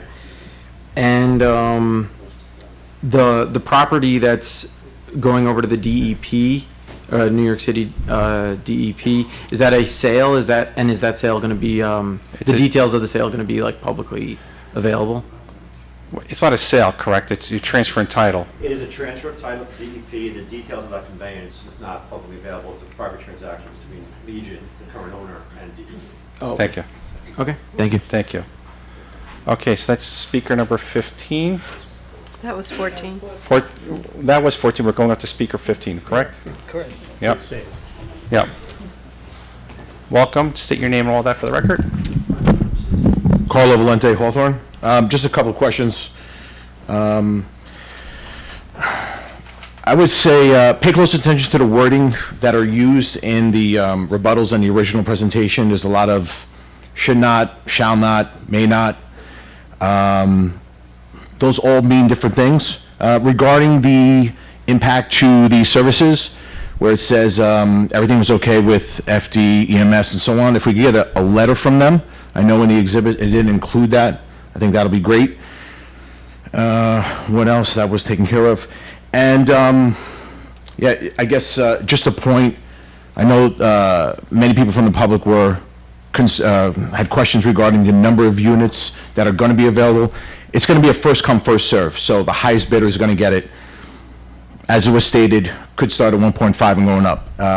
It's not going to be for the town, 2,800 square feet, 3-bedroom. It's not a downsize for the town of Mount Pleasant. That's all I have. Thank you. Thank you. Okay, speaker number 16.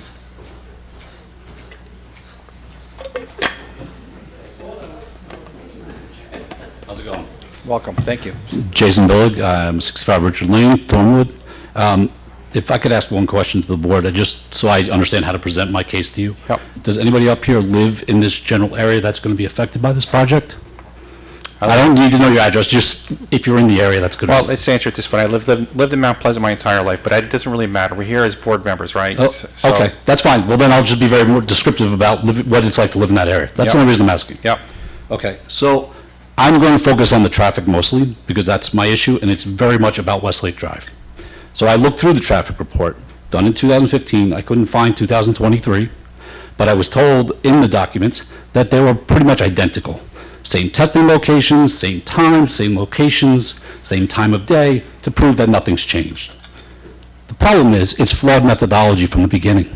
The traffic studies don't make sense. Last time I came here, I asked, was there a look at Westlake to Nannyhagen intersection?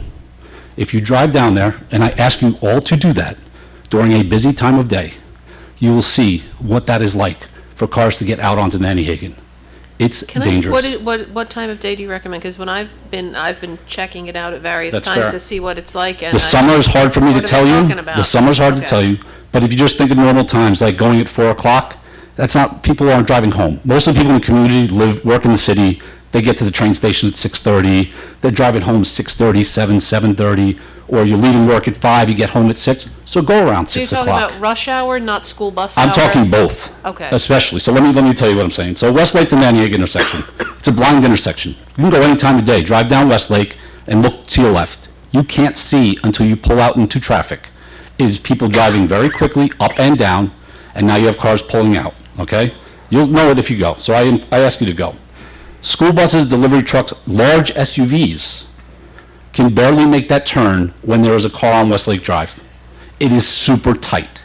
So if someone coming down wants to make a left onto Westlake, if there's anything in that impeding that, meaning I'm at the stop sign trying to get on, it turns into gridlock, and really people like stopping short to run into each other on that road because they're driving too fast. I know that's not your fault, but this is a real condition that exists there. I drive it every day. So essentially, by adding more traffic, and we will, we're endangering people's lives. There was no study on the impact of Swanton to Nannyhagen, right down the hill. Exact same conditions. You can't see one way or another. No study on the impact of Richard Lane to Nannyhagen intersection. Ditto of all of the above. Slightly less traffic, but a very confusing intersection. There are 3 streets coming together on Nannyhagen. You have, I forgot what I was going to say, Olive, one lane coming down, Richard to the end. It is a very confusing situation. You have cars that stop and text in the middle of that intersection, adding to it. All 3 of those intersections are not covered in any of the studies because they're identical, of course. So they don't understand the actual danger impact, and the people cannot be able to see on any of those intersections. Okay. This is my favorite part of the study. It was conducted, and this is 2015, so I'm assuming you used the same dates. June 13th, 17th, 18th, and 20th. Yes, it is during school period. But if you've ever gone to Westlake High, at that time of year, there is nobody there. The parking lots are empty. My daughter just graduated this year, and someone else's daughter graduated this year. They didn't go to school in June. I don't know why, but they don't go. You drive by, the parking lots are empty. Okay? So this study did not equate any of the high school seniors. So that's 150-something of them. They all like to drive, empty parking lots. Flawed methodology. Okay? Did you review this, by the way, the document that's online? Yeah, I did. I have it here if Okay. you'd like. That's Okay. why I'm making sure we go through this. Also, let me see, what happens at the end of June? Do we play football, lacrosse, soccer, school plays, extracurricular activities, any sporting events happening at the school at that time? No, they're all over with by then. You go there and do the study in May, do it in October.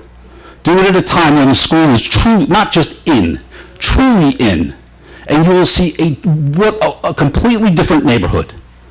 I actually like it. It's enjoyable, but I don't need 162 more houses driving by that area. Okay? So you have no extracurriculars going on at that time. We just expanded the fields by double. If you tried to pick a kid up at lacrosse at 6:30, by the way, their study stopped at 6 o'clock. It was 4 to 6, their study. You had to wait to go pick kids up. Full parking lot at 6:30 at night. So their traffic study has no idea that exists. If you go to Google Earth and you just do traffic through that area at the time, and I did, it's red through that entire area from 4 p.m. to 8 p.m. at night. If Google knows it's busy, I would think we should know it's busy. Their studies do not accurately reflect the traffic going through that area. And as much as we keep talking about Westlake being an issue on the area where it's wooded, just go past the school. There are houses right up against the road, driveways right up against the road. People walking their dogs at night, 6:30, 7, they wait for the heat to go down. They have no place to go. They're diving away from cars driving through, and we're adding 162 units. All of it, again, not accounted in the study. We expanded the high school parking lot, more kids, not in the study. They chose weekdays and 2 Saturdays. So that's, why not check more weekdays than weekends? There's more weekdays in the calendar. Study also proposes somehow that all of these trips are going to be reduced coming out of the new plan. How does doubling the amount of houses reduce the amount of trips coming out? There's some sort of math there that I don't understand. Their trips look very short. It's like, oh, it's only 20 trips in the AM, only 23 at the PM. But that's only for a 2-hour window. So their whole study only measured 4 hours in a day. There's 24 hours in a day. How many trips does that really account for? The actual amount of traffic going up and down Westlake Drive is not accounted for properly. It's not accurate. It's not saying what's truly there. And it's not about put a sidewalk and our problems are over. This is of people who live there, who are standing in their front lawn and have cars whizzing by. It's really a dangerous area. I love the area, but it's grown and expanded in the amount of people that live there and drive. And if you just lived on my block alone, the amount of kids that now are driving age is tripled since I moved in 2015. The other piece is about the sidewalk. So the sidewalk would stop at Westlake High. What does that do for the people all the ways down Westlake? There's been no discussion. It's like all of our problems vanish when we reach the high school. There's another half of Westlake Drive, and it goes down to Nannyhagen, and I haven't seen anybody address that. And it's a dangerous situation. And that's why it's probably not addressed, because nobody really wants to see what the answer is. Continued about, let me make sure I got my notes here. I heard earlier the gentleman mentioned because of this unit coming in, there will be no more buses added to the area, but we will see increased truck traffic, whether it's through construction, through 3+ years and 3+ years. So what are we talking, 8 years? So 8 years of truck traffic for construction on Westlake Drive, UPS, FedEx, and I would stop delivery. you there. 8 years is not even a factor. So I think we just need to remember what the applicant presented. It was not 8 years. It was 3+ years for phase 1. How long would phase 2 So then I'm not take? going to go back and forth if your stats are I'm incorrect. just stating what was in the document and what they stated last time I was here. Okay, it's not correct. But Okay, so can you tell me what the correct number is? what is the exact duration? For the entire project, for the entire. For the entire project? Entire project, boom. So phase 1 would be done in how long? I said the entire project is 3+ years. The entire project is 3+ years. Okay, so we're not going to do this. Okay, all right, that's fine. 3+ We're running out of years. time on this, so. No, I'm sorry. I listened to a lot of people. I waited to speak my turn, and I'm being very organized, and I'd like you to hear this. Okay? So, Westlake Drive. I keep hearing that we're going to bring everything into Louisa, and I will thank you for making that second entrance for the construction access in Louisa. I appreciate that. But it is not written anywhere that trucks will not come down Nannyhagen, across Westlake, onto Louisa, through that entrance. Okay, thank you. So, all of those need to be addressed. They were promised to be addressed last time.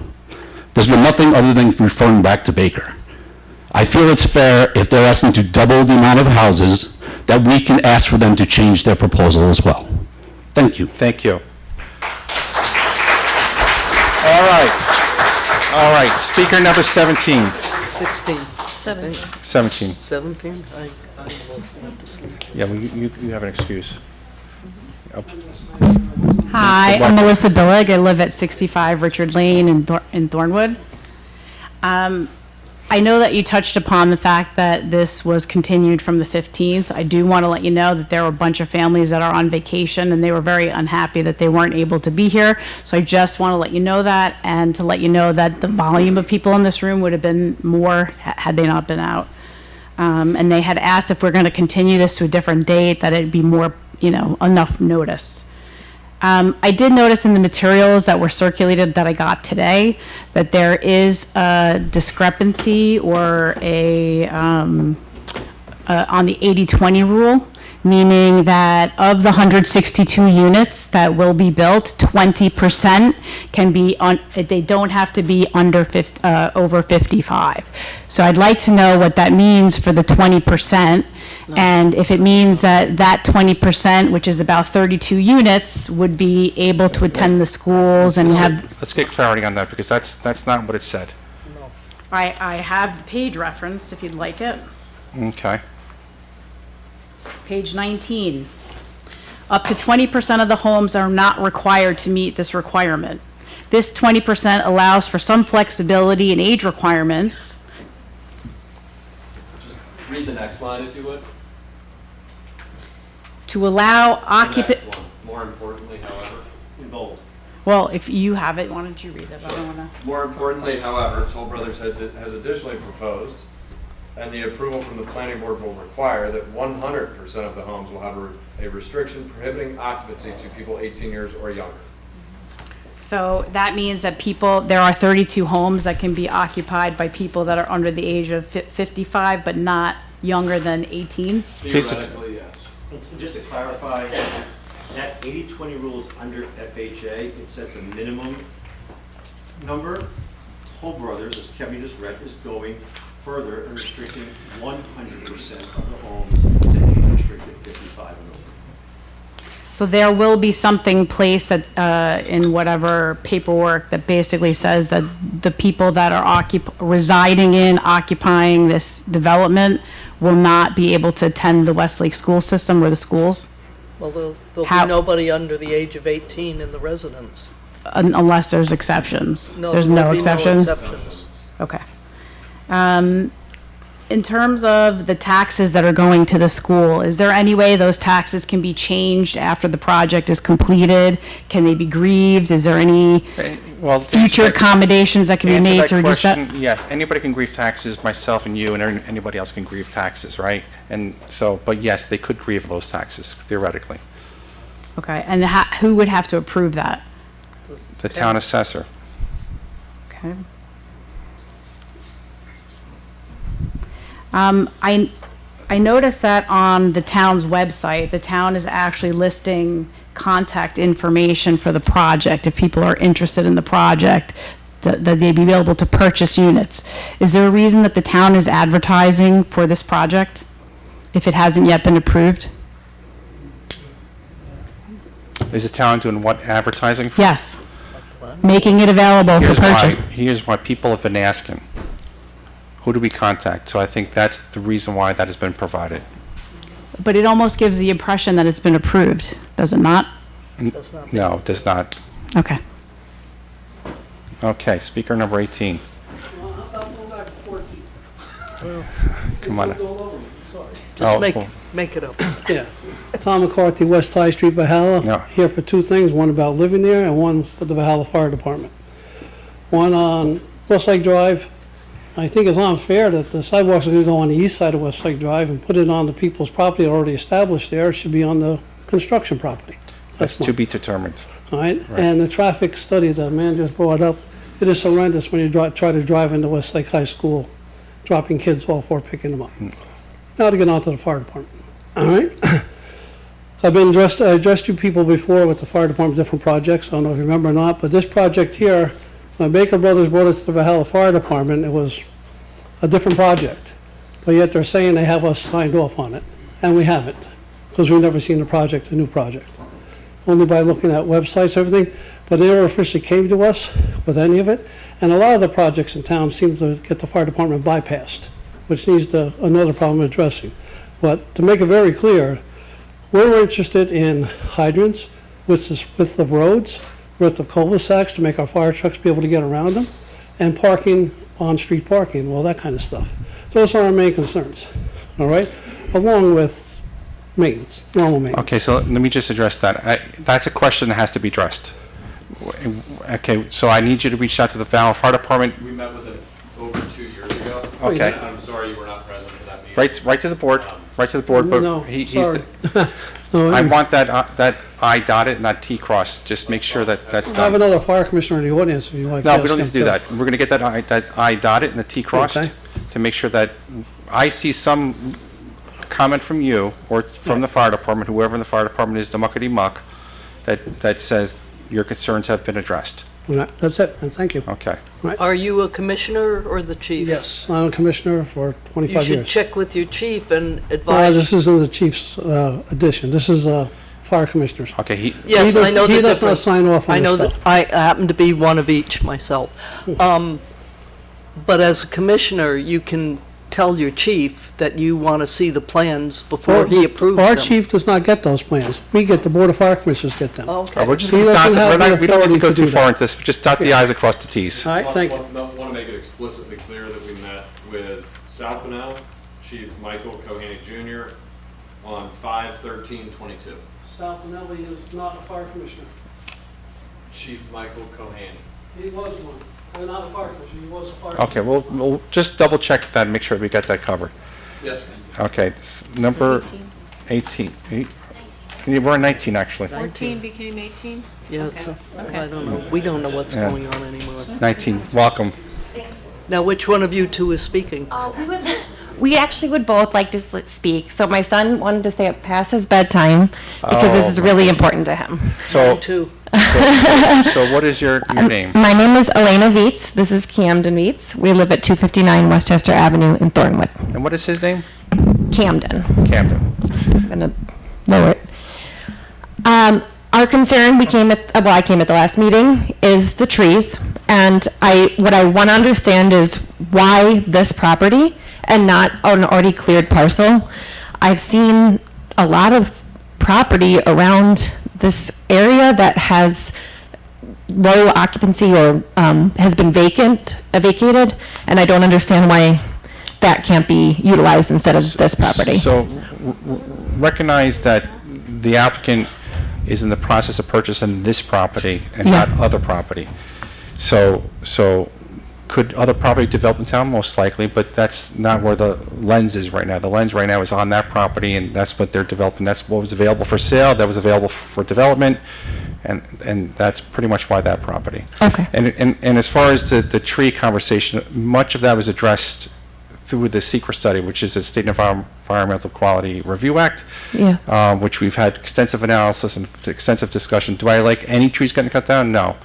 But, it's the nature of the beast in development. Okay. Do you want to say anything? Oh, sorry. Do you want to say anything else?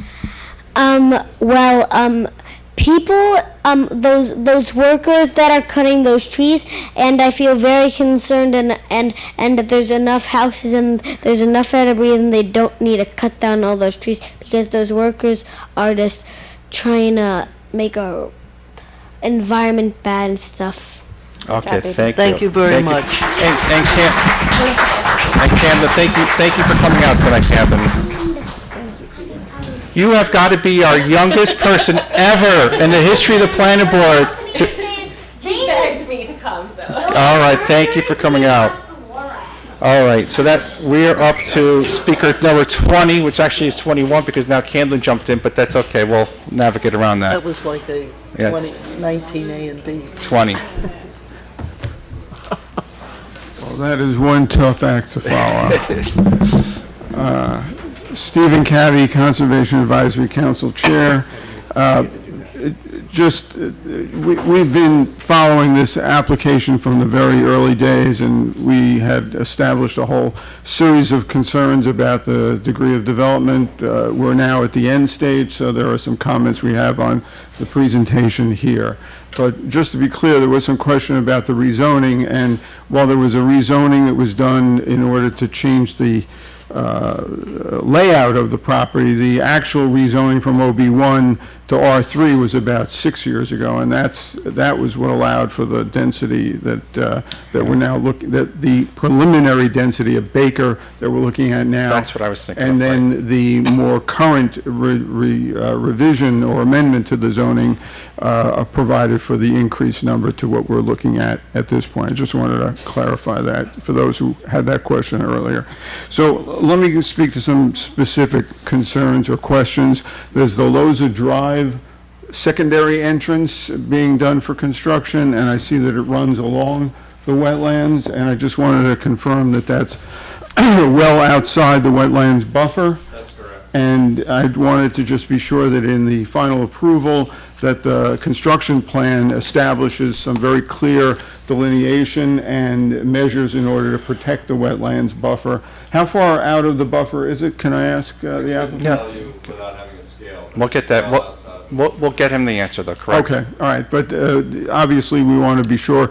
In any case, there's always concern about protection of the wetlands buffer, but in the specific instance of construction vehicles coming in and out, we're really So let me concerned just- about it. So I want you to have the answer, but I also want to have that answer myself, so it's a good question. So the applicant's writing, so we'll get you that answer. Okay, all right. Thank you. I just want to touch briefly and say that in the responses from the applicant on a number of issues, the question about native plants was discussed. They continue to use the word adaptive, which is really another word for saying invasives that aren't listed, but that's just me saying that. But the reality is that they have increased to the 70% threshold, which provides for the habitat value that we're seeking for the shrubs and flowering plants. So I consider that to be a positive response, but I really think that the use of adaptive is still annoying and annoying term because it does not describe the environmental and ecological value that natives have. These adaptive plants do not provide the benefit for native birds, beneficial insects, and pollinators the way that native plants do. So just to be clear about that as we move forward and the plan goes forward within landscaping plan, we'd like to see what's being introduced, what's being planted, and of course there's an ongoing concern that goes with the maintenance and ongoing replanting, which is going to be outside of our control and up to the HOA, which raises another issue, and that has to do, this is an ongoing concern about HOAs and how they address landscaping plans. We have no control over that unless there is a way that a provision can be written into it that requires an ongoing maintenance and replanting to maintain this native plant landscaping scheme that we've discussed and gone through several iterations of. So, and not to interrupt, but I think there was an example of, I think it was in Briarcliff Manor, where there was invasive species took over a whole bunch of stuff, and that came to this board, I remember. Or maybe I'm mistaken. I live in Briarcliff and serve in various capacities, so I don't recall, but I have to say that it wouldn't be unusual what you're describing, which brings me to another point, and that is with regard to the conservation easement that's being provided for on the property. It's a substantial amount of land, which is somewhat beneficial. It's bisected by the western corridor of housing, so it does create an impediment to habitat corridors, but we're in the last stage, so this is what we've got. The question, though, that always comes up is to what extent the neighbors adjacent to that conservation land will be informed about the capacity of what they can and cannot do outside of their own backyards and how that enforcement would be done, and we'd like to suggest that a variety of signage and monuments are part of the approval process so that it's very clear to those residents where they can and where they cannot extend whatever patios or flagstone or whatever else. I mean, it's a little bit different because they're townhouses, different from some of the other applications where we've seen problems with HOAs, but it is a continuing concern, and there needs to be a very clear limitation and delineation of where that conservation land prevents any change of use. So we'd like to see that in the final approval. Okay. The applicant did address the question about a trail through the property. We're disappointed that part of the master plan calls for a trail. It would have been ideally located along a portion of the property. I don't know if that appears to be the final answer from the applicant. If there's any, well, I got a nod on that, so I guess that is the last word on it. We'll have to try and find ways to come around that property then, I guess, and it's unfortunate. But last point, though, is with regard to energy. There's nothing that the applicant can do at this point to create solar, but just going forward and looking toward the future, and looking toward the future of Cameron, 6 years old, and the degree to which energy use and consumption creates a variety of different impacts. It would be nice if going forward, applications of this intensity introduce some renewable energy components into their plans. There's nothing in the DEIS or in the FEIS that required it. Some applicants, future-looking applicants, will do that. North 60 has components of that. A variety of other institutions do. Pace certainly did. Subdivisions like this could really benefit from seeing that. We're past that point now, but it's worth noting that it was not included here, and going forward, there could be opportunities for that to happen. I think that pretty much covers the key points that we have. Oh, yes, the last point is that for people who missed the meeting and weren't able to address in public here, will you extend the public comment period for written comments? We typically do, but we haven't made a decision what we're doing tonight either. Okay, well, I would suggest and recommend that a written comment period be offered for a limited amount of time so that those who weren't able to attend will have an opportunity to provide their comments as well. Yep. And that would include the CAC to write down what I just delivered in person. Okay, thank you, Stephen. Thank you. Okay, so that's speaker 21. 20. No, Stephen was 20. Yeah, I was 20, but became 21. I think it became 21. Okay, so is there 21 here? We'll make sure double. A lot older than that. Well, let's find out who else is remaining. Is there a 21 in the house? No, there was a 22. I remember that was my final number. Is 22 here? Going once, going twice, going 3 times. Yes, one person. Just one quick, I know we've all been here a couple of hours now, past a lot of our bedtimes.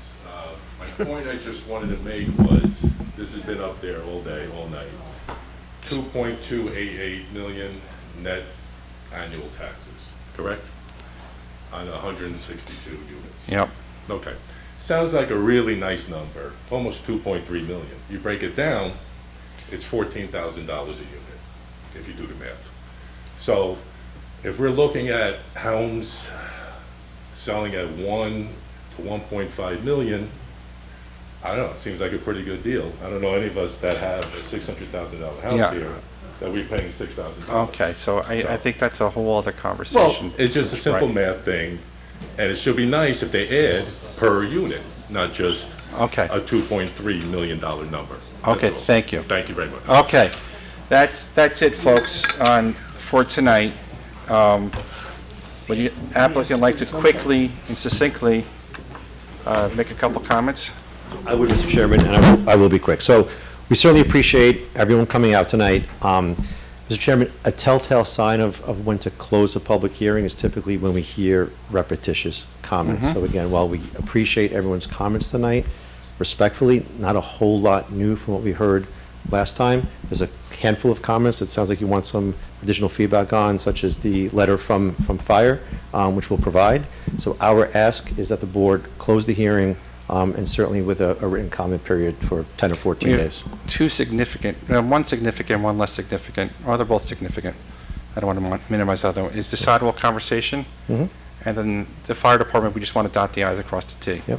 So if we close that public hearing, right, and we walk away, we have less of a hook with you to drive that conversation of getting that sidewalk in, right? So I need that conversation. I'm just one board member, interested in what the other board members think, but we have to come to some sort of conclusion on that sidewalk. So I want to address this impression that like we're not on the hook. We are. No. Meaning we have less leverage once the public hearing closes. So there was a condition in the Baker approval that 100% put Baker on the hook for a sidewalk on Westlake, and if for whatever reason that sidewalk couldn't be achieved, then it goes back to Columbus. And what we're suggesting, that same exact condition, my client's on the hook for. So we're not debating, we're not trying to skirt any responsibility. I think the only question mark was if the town engineer had a different thought. But again, the condition, sidewalk on Westlake, per the diagram that was attached to the Baker approval, and we're saying, us too, we'll do it. So I don't want to confuse the prior conversations about the escrow when there was more uncertainty. We heard the board's feedback, and we're coming tonight saying, implement the same condition. But at the end of the day, like, we're going to get a plan, right? And in that plan, there's going to be a sidewalk, right? So we don't know what the plan is going to be. It was up on the screen too. No, I know, but is that going to be the final decision? Because if we say that's the final decision, that's the final decision, but we don't have sign off from town engineer, do we? So that could change, right? It could, but again, our proposal is on the west side of Westlake. It's what was approved under Baker, and again, I think the town engineer, based on prior discussions, So if we close the public hearing, and then the sidewalk doesn't end up there, that means we need to go through this whole process again, right? Because now your sidewalk is not conforming to the plan that we approved. Am I correct, Pat? So not necessarily, if it's on the east side, Yeah. it's not, it's in the public right of way. It's not on their property, it's essentially not connected to their Right. plan. Their plan, the sidewalk would be a condition of your approval. By the way, which you control, not Dave. So your call, where you want it is where the sidewalk will go. So whatever that condition is, we impose it as a condition in the approval resolution, and that's what the applicant has to live with. and under Baker, we had to diligently implement and install that sidewalk, otherwise permits and COs were tied to that, so we're on the hook. Just, this development has 89 more units than the Baker project. So we may want to revisit what's appropriate for this development as compared to the Baker project. And we need some advice from, Will Way, we've heard the public comments, and we'll get input from the town engineer. But to commit to one or the other at this stage, inside or out of a public hearing, I think we're just not quite there yet. I also want to know why solar panels on the roofs of these buildings are off the table. We could address that now or at a future. I can briefly address it now. A, the market demand isn't there. B, it is not pro forma for toll developments. It's just not something we do or do well, and I think if you're going to do something, you have to do it well. So Ms. McLean, we hear you, and I guess our request would remain that if the sidewalk remains on the west side of, right, of the road. East side of Westlake. Well, there's, No, the west side. let's just forget about east and west. On the property or next to the, adjacent to the property or on other people's property? So it would be on land that's shown on the plan as an expanded right-of-way. So the sidewalk, just like in Baker, would ultimately be dedicated to the town. But it's on the same side as the project site. As the project, that's what I'm trying to get. Yes. East-west, I want Yes, to make it's sure. on the same side of Westlake as the project site. That was what was approved under Baker. It's what we're saying, we're going to do the same thing. I think your board can close the hearing respectfully based upon that representation.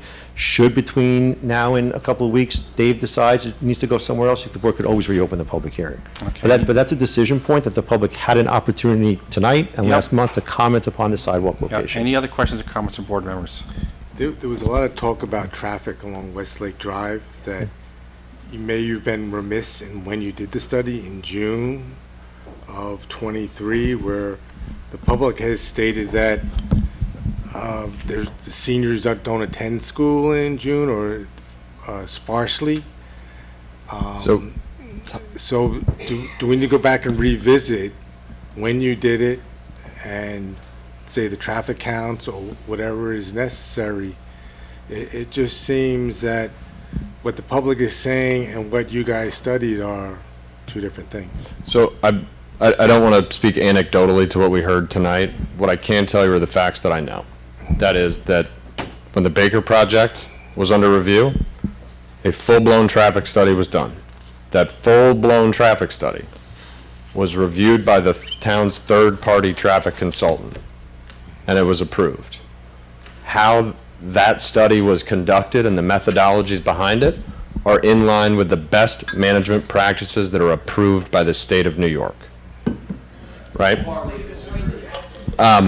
not going to shout from the back, guys. And beyond that, our traffic study used the same methodologies that are best management practices for traffic studies as dictated by the state of New York. So we have complied with all of those regulations. If our traffic study is flawed, then the studies of other projects are also flawed that use those same methodologies. I don't think they're saying it's flawed necessarily, it was the timing of it. Like the high school, the kids go on internships in April or May, the seniors, they're not there.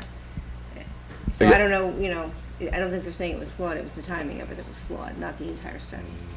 Again, those timeframes, it's when school is in session. I realized anecdotally, again, it sounds as though there could be some discrepancies. I don't know that to be fact. I don't obviously, I'm not out there counting cars myself, so it's hard for me to know that with a fact. But all I can tell you is that how the studies were done comply with all regulations.